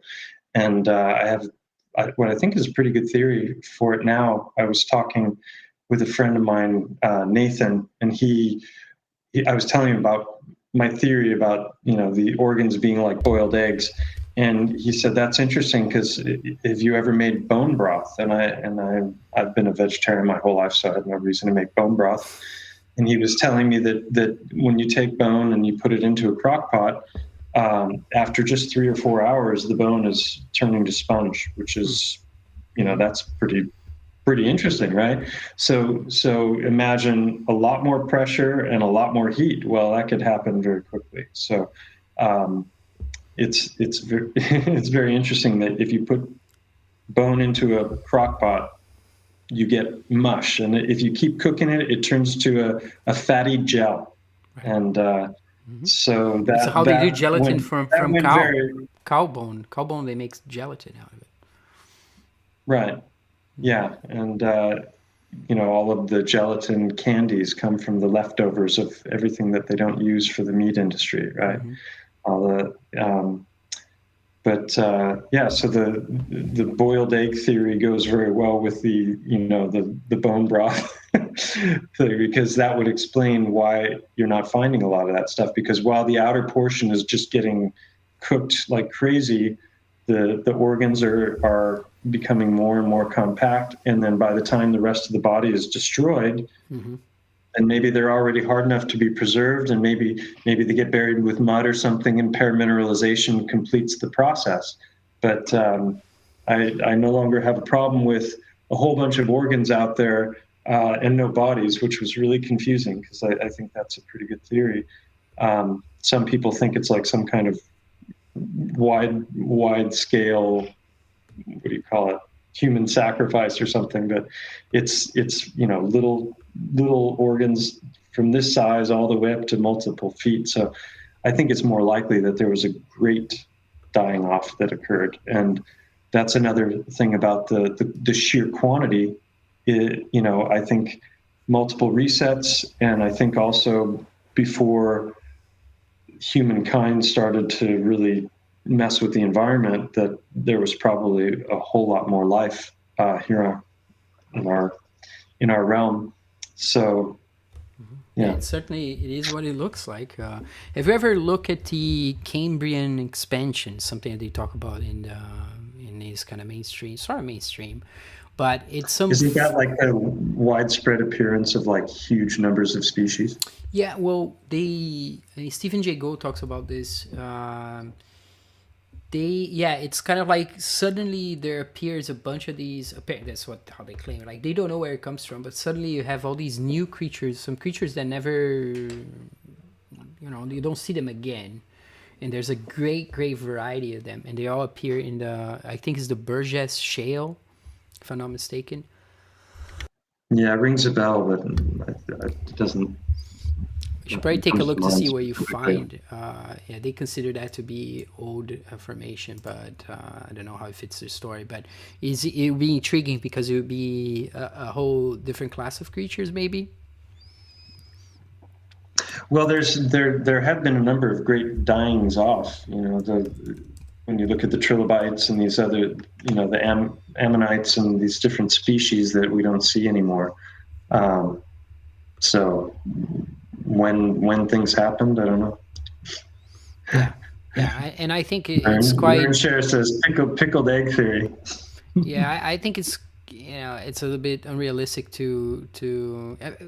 there's there's a whole bunch of it. I'm not going to get into it, but there's a whole bunch of critiques in anthropology of the notion that you need to find the origin or something, or you need to date something, and that is the most important thing you do. Like there's a whole bunch of all these disciplines, they're obsessed with like dating something and telling you what the origin is, and instead of looking at it as life in the process of being, which is a completely different approach, looking things at life processes instead of, oh, this is the date or this is the origin. Like it's all totally abstract, even if it's a few thousand years, for the biblical, the people who are really take the Bible to be, absolutely untouchable. 5,000 years is too much for you to realize. We only live about 100 and maximum, and it's really impossible to fathom what it means. And there's some other things that I don't know if you come across that I wonder what you think, that there's some stories that you hear in sort of from India, people coming into, well, their grandfather, their father, and their families remember this one rishi or this one holy man or something who meditates in the city or something, who's there, but the grandfather knew him and died, and then the father knew him and died, and then the son grew up and the guy's still there. So there's these other, in terms of how and this is points to the idea that some people can live way longer and others would not even pick up on, which is it's another shot into the system, I think. Like, for instance, the fact that we're surrounded by toxicity, right? If we were able to really know how biology works, don't you think that we'd be having much greater lifespans and other things? Or I know that's kind of unrelated. Oh yeah, I mean, one of the reasons I think everything was so big before was that we lived in a more oxygen-rich, pressurized environment. If the oceans were higher and it's an enclosed place, then you would have a lot more pressure. There's some guy who did experiments with tomato plants, and he just put them inside of a pressurized room and raised the oxygen content by just a bit, or the concentration. And he grew these gigantic, tomatoes by the thousands. I think I saw this. I thought it was carbon dioxide. In that case, I'm not sure. CO2, both, I think both can do it, because it's just extra pressure for the plant to work. So the plant can work with oxygen and CO2. It doesn't really matter. It creates its own. It balances things off, I guess. But yeah, there's sunlight. In a slightly different system, I don't think we would even need food. I think we would be able to absorb what we need through the air. Which is another thing that people talk about, and that has been done, and that's been spoken of and written about even in antiquity. Yeah, you see these kinds of diets. There's like the story that I think I forget if it's Arjuna or Krishna in one of the previous lives. They meditated for over 1,000 years, not drinking anything or something. So there's all these crazy stories. Like at some point that he stands on one leg for 2,000 divine years. Like there's all these austerities, right? But I remember one description that says that his whole body was just veins because of the level of austerity that he was undergoing in this kind of meditation. but yeah, it goes into these kinds of extremes. Okay, but still, even Rupert Sheldrake, right? Rupert Sheldrake, who wrote I had it right here, the Science Delusion. He talks about how the law, one of the so-called laws of thermodynamics, is debunkable through people who actually live off the air, or live off they don't eat, and somehow they have energy. That basically breaks away the whole idea that energy it never goes away or doesn't come out of nowhere, doesn't come, whatever it is that they say, that the system has to always have just what it has, nothing can be added to it. It's one of their kind of notions. But if somebody's subsisting without putting any energy in the body, where is it coming from? And that's the problem. Yeah, someone mentioned photosynthesis earlier, talking about plants absorbing light from the sun, and then they're transmuting that light energy, using that to actually create elements that are not in their environment. So I don't see any reason why we couldn't be doing something similar in a different scenario. But there's so many different ways in which we're being toxified, mentally, emotionally, spiritually, physically. So, Yeah, gotta watch out. And let me see here. The more you know, the more discernment you can exercise when it comes to matters of health, which is really important. I think it has a lot to do with the current climate.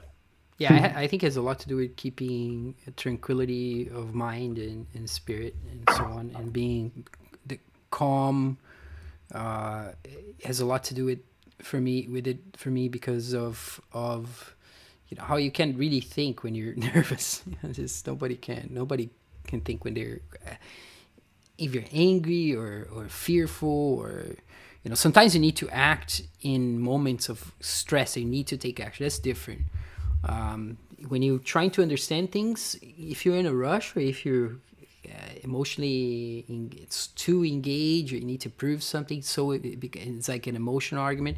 For me, at least, it doesn't work. That's where I draw the line between when people are preaching and when people are analyzing, because I don't believe that in the way of acting where you impose your ideas upon others and you kind of force something, or you get angry because they don't think the way you think and that you want them to think. I think this is completely out of the question. It's not something I can do.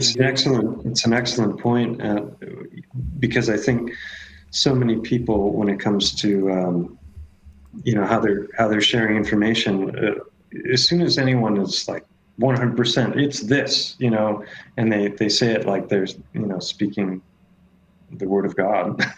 Right, that's another problem. Then I'm immediately suspicious, because like, is it really? Or is there another explanation or scenario? Yeah, and and then it turns around. It's like that logic that turns over itself when people say, don't follow the wisdom of man, but they're the men telling you what the wisdom of God would be. But they're the men telling you. Like it's kind of like, oh, you can't really get off that conundrum there. You're the one telling me. And the only way out of that I've seen in the kind of studies of religion of indigenous peoples and so on, is this kind of completely hands-off approach to spirituality, where it's like, it's not something I meddle with. I don't meddle with your journey. You don't meddle with my journey. And it all has to do with, for them at least, in this one particular case I talk about all the time, it has to do with the dream world, being a dreamer and understanding the dream world. That's where things are actually happening. That's where it comes from. You're not really, this is when we hear, you're not really supposed to debate what's actually going on. You go figure out for yourself by dreaming. That's what they would say. Like when you come and say, okay, what's your religion like? And they're like, you just have to become a dreamer. I mean, we don't know. We're not going to tell you instructions. Yeah, that's the difference between believing and knowing. Mm-hmm. Yeah, they don't even want to mess with your mind by telling you what to believe. They want you to find out for yourself, and it's your job. It's nobody else's. It's a hard one, and it's quite a challenge. I think I really like that idea. Yeah, and so often the criticisms are based on logical fallacies. And if you've studied a bit of logic and you can spot at least the core, most commonly used fallacies, then you find out that all the people that are supposed to be out there, protecting the scientific method and, the virtue signaling of, we have to, the fact checker types, you find out that they're the ones that are using the fallacious arguments. They're mocking, they are, ignoring evidence that's presented in favor of whatever their belief is. That's what happened to me when my channel, someone went after my channel who had a big channel, and he did a we talked about maybe going over that Yeah, we can video do that. in a Yeah, we can do that in the future future. Yeah, in a for sure. future visit. Yeah. Um, Their job is but to go after people who are thinking outside of the box, as yeah, their function is to be some sort of gatekeeper.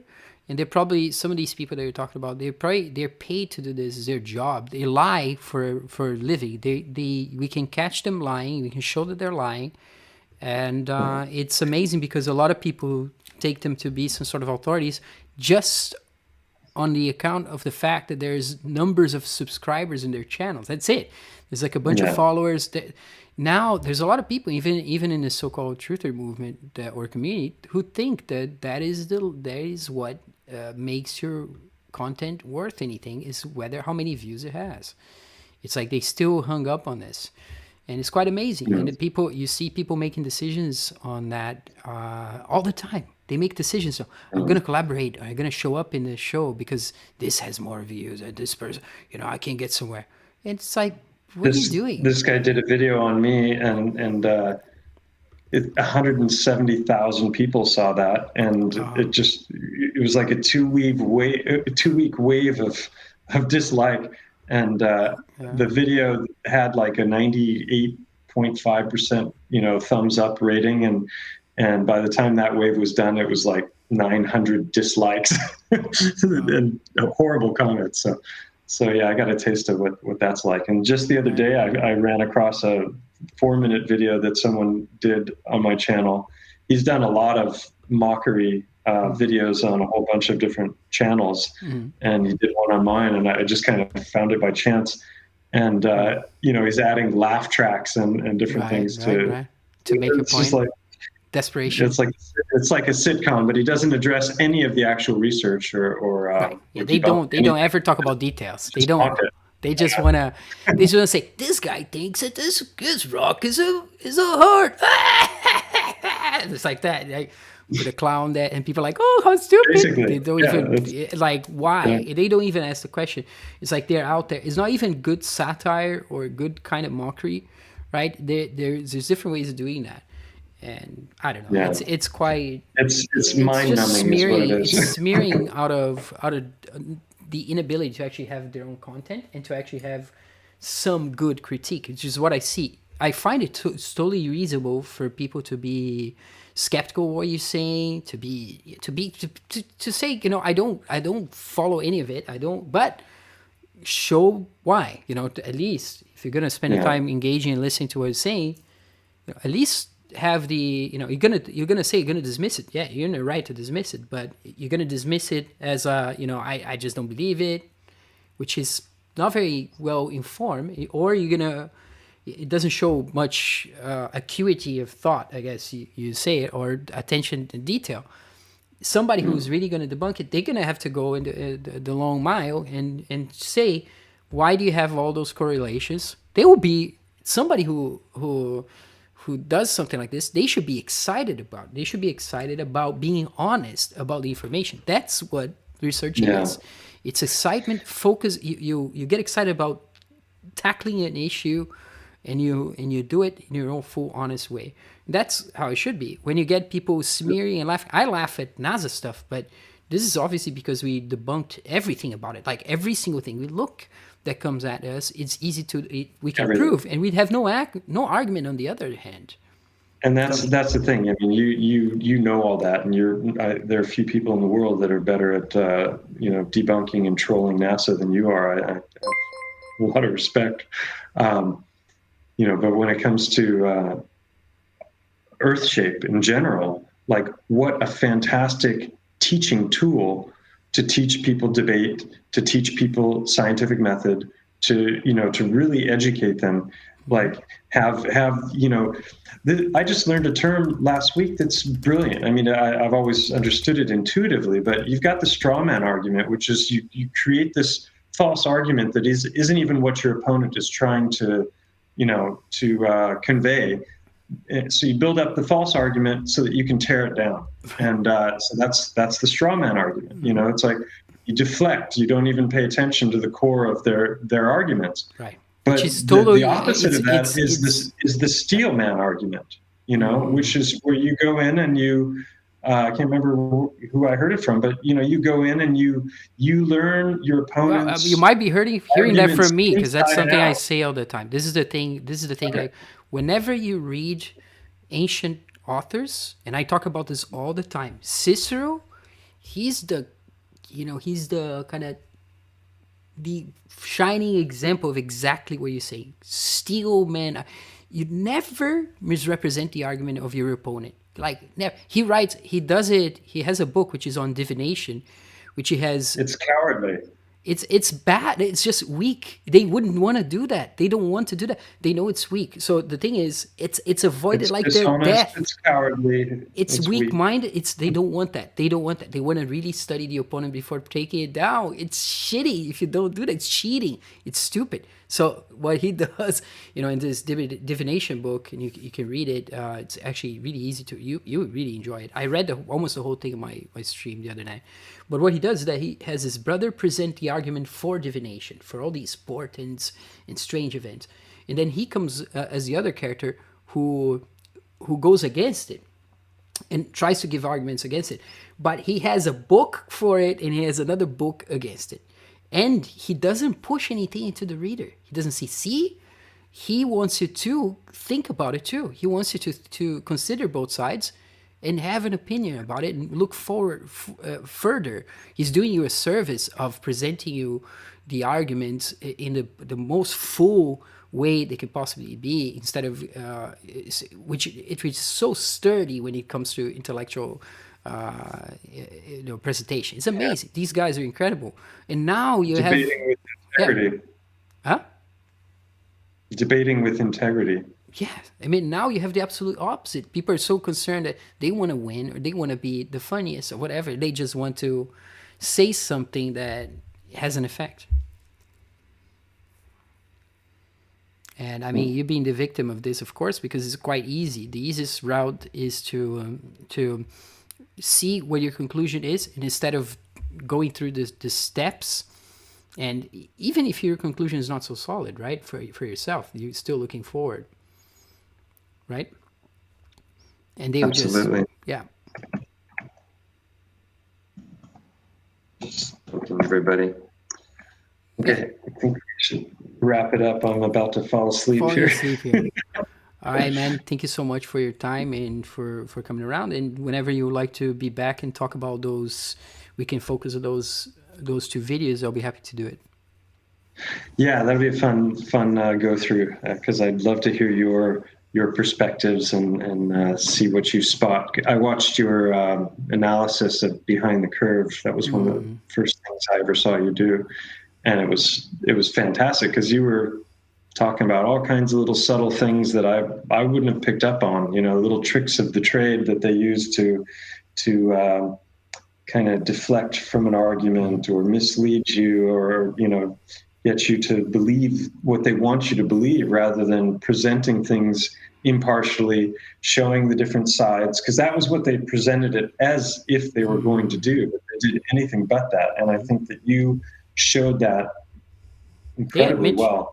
They even admit later in an interview I analyzed as well, when the guy says that the editor says that after he saw Mark Sargent talking to a kid in the conference, or getting a letter from this enthused kid, then he went nuts. It's like, no, you can't go after the children of flat earth, and then he decided to really take a hard stance and try to ridicule them hardcore.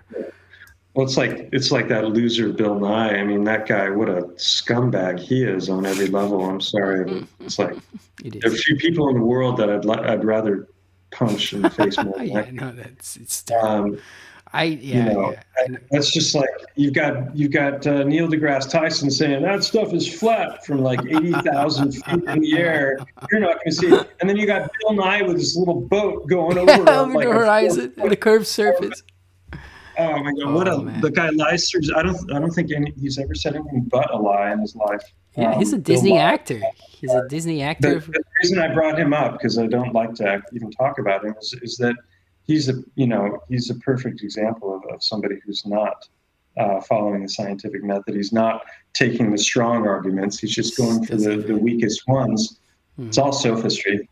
And I had some other point I was going to make about him. Yeah. Bunai, Thank you the very annoying much, guy. Rodrigo. It was a wonderful talk. I'm glad Yeah. we finally did it. We've been talking about doing it for a long time, and Yep. We did it. We can do it. we'll have So, some more fun in the not too distant future. all Thank you right, man. everybody for still being here after 4 hours or whatever it was. That's Yeah, about 4 hours, amazing. just about that right now. So typical, and yeah, it's good. It's good. Thank you so much, and I'm gonna switch the scenes here and let you go. And thank you. And just let me know whenever you like to talk to me. You, of course, you know how to find me, and yeah, always a pleasure. Thanks, Rodrigo. All right, have a good night, man. Take care. Peace. Peace, everybody. Ciao. And off he is. And thank you so much, Mike. And this has been incredible. I hope you guys enjoy. I see the Barbazina is here. Thank you so much. It's something I really like to talk to Mike, because Mike is someone that I met. I met in person as well. He's someone that I met in Barcelona when we were out there with Iru. And the first time we were there, we met him and Flat Earth Man, who's also one of the members of my website.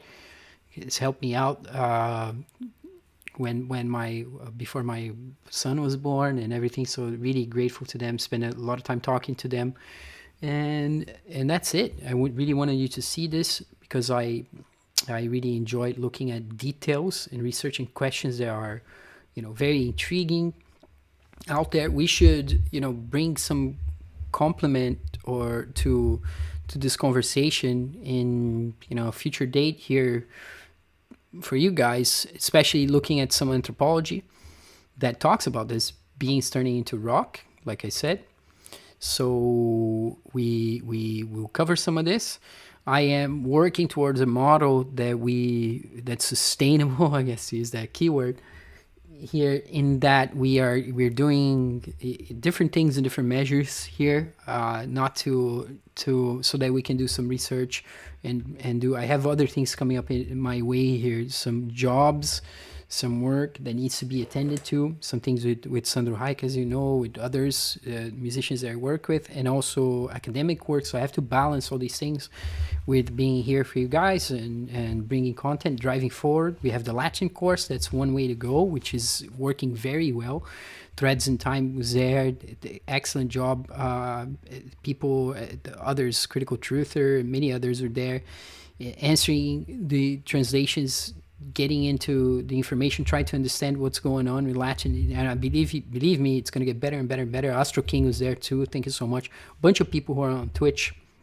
And I need to make a new list of anyone on Twitch can come in to watch the Latin course. I'm going to make a special group for you inside my website so that you can get things tagged for the people who are following the Latin course. And then the idea will be to move on to other courses. And I know anthropology is one thing, analysis of film and media is another one that I want to deal with, and another one is cosmology. So I want to see if I can get organized around these 4 themes, and so we can move forward in a way that is driving towards productions that inscribe a path. Let's put it like that. We making a trajectory towards something, we asking questions together, and we moving on together.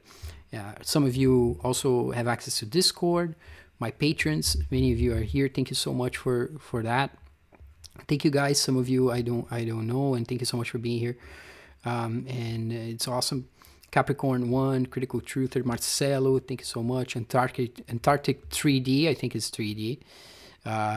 Critical Truther. Thank you guys also for coming out on Twitch. There's been 10 people on Twitch. This is the most we've ever had, so this is pretty amazing.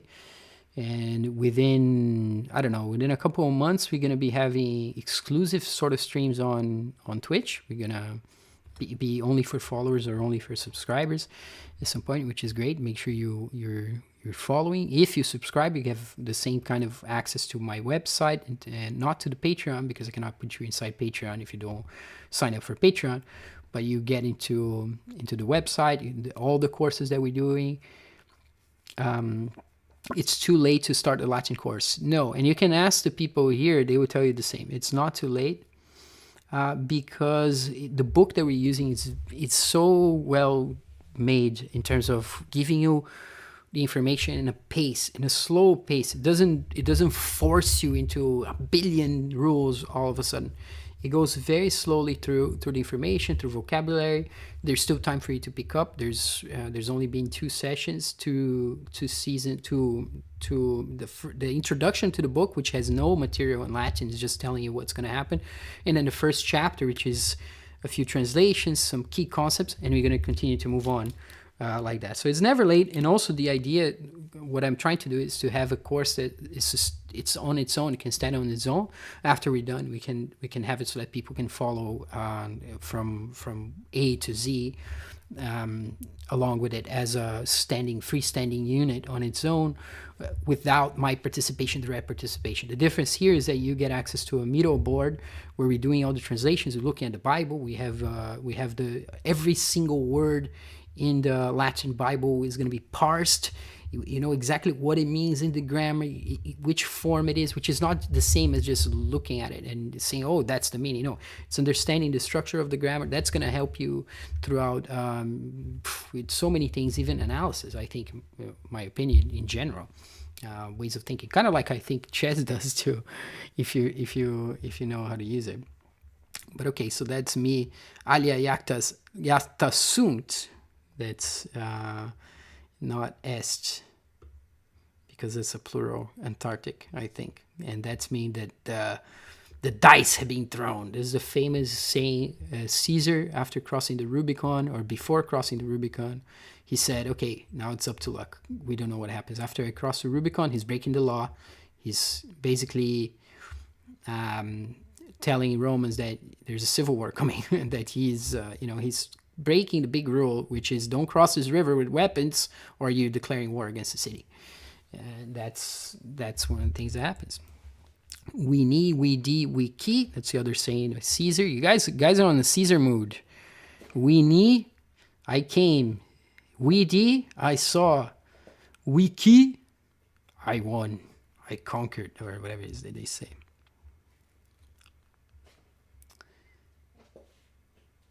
And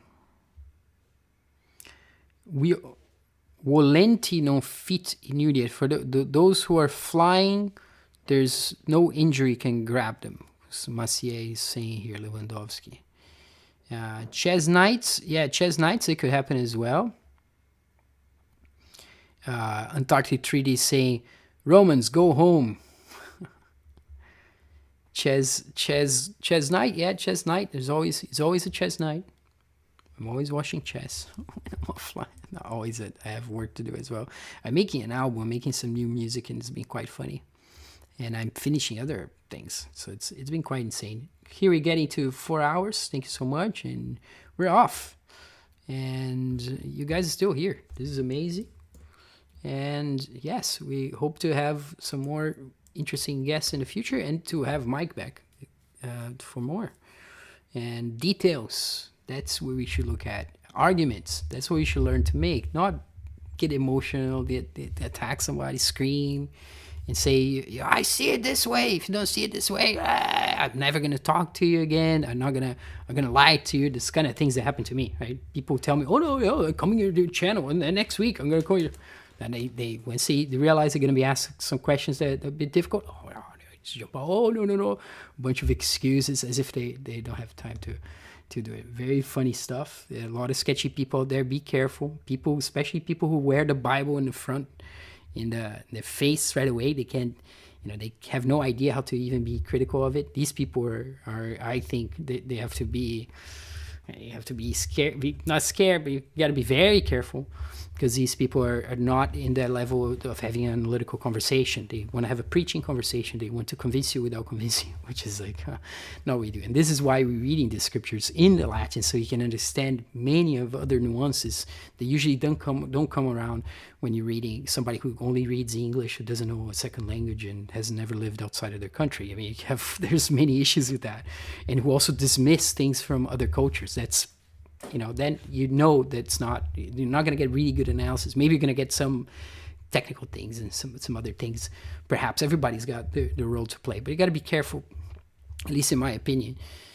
When I encounter arguments, they're really non-arguments because of these issues, because the person's unwilling to step back. You're actually dealing with people who might not be, it's hard to put in a nice way, but they want to be researchers, and they want to do, they think that doing research is looking at some books randomly or some videos and then making some sort of presentation. They think that's what research is. They're wrong. It's kind of what that's why I emphasize some of our work and what I know from people who do research. I've been involved in that medium for a long time. Some of my patrons know this. That's why they're hiring me to do research with them, and they get very good results. They know what's going on here, and because they're people who work with making things happen. That's it's slightly different. I'm not here as somebody who's just having a channel. The other day, I think it was in a Team Rabbit Hole, they said that I'm turning into a vlogger. It's not really what I'm doing. I should have told them that. And Rafa, if you're here, not a vlogger. And it's research. I talked about it for a long time, that we're doing anthropological research here, and you got to try to grasp what that means. We're going to have to go through some material. So we're going to do this. And don't worry, you're going to explain at the very least what is anthropology, following a book that will tell you in a way that we can engage critically. We don't engage things, it's totally, that's what he says in the book. No, we don't do this. But we see what people have tried to gather and try to explain. So yeah, 14 is the record for viewers on Twitch. Let's see. We got 10, so it's not... Okay, you know the record better than I do. Yeah, I've never seen such high numbers. Thank you so much. 10 people. It's wonderful. Maybe we should raid a chess channel. Is that something you guys like to do on Twitch? I can try to do that. Let's do... This is some of that. Why not? Oh, yeah. Okay. Let's do a raid. Nobody's going to notice us. Who shall we raid? And thank you guys on YouTube. I'm not sure I'm going to put a ending to this, a Space Crack ending, because we're going to be full-on raiding. I can raid while the ending plays. Let's try to do that. I'll raid while the ending plays. How about that? Let's try. Let us try. So thank you guys so much. I'm going to bring more outros as promised. Let's just go on Twitch, as we should have. Here it is in the creator dashboard already. See things ready here. Let's choose someone to raid with our viewers. Raid channel. Pick a live channel to raid. Okay. Gotham Chess. Nemsko Chess, who's probably one of the most talented. Well, thank you guys for following. There was a donated subscription at some point. That was great. Barbazine is here. A bunch of people here. Okay, Gotham Chess is Levi Rosman. This is Hikaru's kind of friend. Hikaru has been causing lots of controversy. It's been very interesting kind of to look at. I don't want to talk about it. Then there's Nemsko. She's a musician and a chess player. Very, very talented and interesting, I guess. Canadian. I Am Rosen is another one. And we have I Am Rosen. I really watch his content. I just probably have him on the list.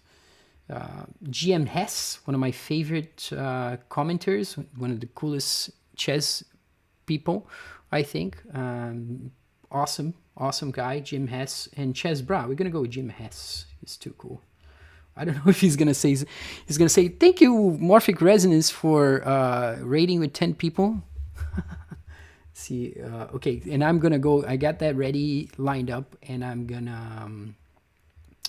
And I don't know what's the deal here. We'll try to do the outro in the meantime, and I'll press the button here and by the end of the outro. So thank you guys so much, and you can raid and do emotes and do what you like. He's a great guy, in my opinion. I don't know him, right? He's just I don't know him. I don't know. But from what I gather, I've watched him for many, many hours commenting chess games. He comments some of the best blitz matches, speed chess tournament. I love speed chess tournament. I love it. It's like my favorite thing. They play blitz, and they play two kinds of blitz, and they play 1 minute chess, and it's all these like super strong players. And he's usually commenting with Naroditsky, one of my favorites as well. He's not online. And these guys are just great. Very, very. It's not, you don't get bad vibe. You'd never get a bad vibe, and it's all about the chess, and I don't know. I love it. I love it when people are on the money.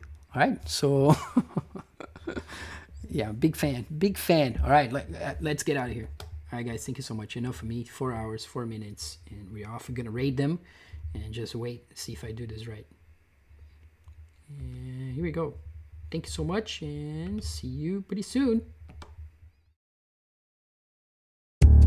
50 years ago, we produced the moon landing hoax. The trailblaze filled with science fiction fooled us all with the impossible. Today, the crowds we exploit are even greater. To lie farther, we must be able to sustain fictions of greater distance and duration. Your minds are the resources we harvest with our machinations. We pretend to overcome radiation, isolation, gravity, and extreme environments as we've always done.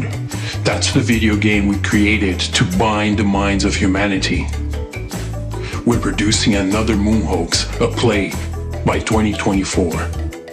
And this is how. We want to believe we have the ability to get larger, heavier payloads of planets beyond Earth's gravity.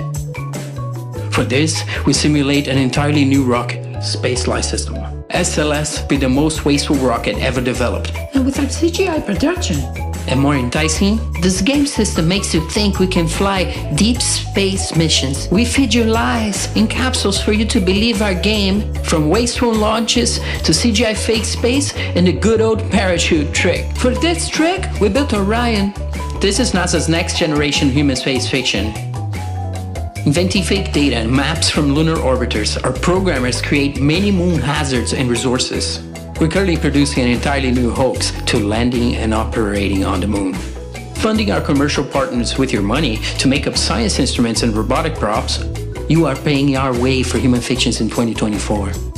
Our task is to hoax quickly and to keep it going, to cash our production efforts with a fervor that can convince the weak that we return to the moon in a manner that is wholly different than 50 years ago. With our simulated reusable lunar landers, we pretend to land anywhere on our CGI lunar surface map. To sustain this fiction, we give them a platform in orbit around the moon from which to transition, a canister-shaped platform to fake deep space experiments and be a mental dead zone for non-thinking humans. We call this loony outpost Gateway. The beauty of the Gateway trick is that we say it moves between orbits, balancing it at will between the Earth's and Moon's gravity, with a fiction that is ideal for producing even deeper space missions. In 2009, we learned that the Moon contained millions of space believer minds. These minds can be extracted and purified like water and separated into oxygen for breathing or hydrogen for rocket fuel. This new moon hoax is quite uniquely designed to deceive us and propel us to Mars and beyond. I shit you not believe it. This is where we're tricking more. This is a replicate throughout the solar fiction. This is the next charmer for human space exploitation. Humans are the most malleable subjects in this entire production, and yet we lie for humanity. We go to the moon and on to Mars to fake knowledge and understand it, and to spread lies everywhere. We lie knowing our stories will further new fictions that cannot be foreseen. We lie because we're destined to exploit you and deceive you, controlling all minds. We want another moon hoax now, a better illusion, to serve as reinforcement, as a checkpoint for all the lies we told, our fakest adventures still ahead of us. We are faking it. We're hoaxing. We are hoaxing it. We are hoaxing. We're hoaxing.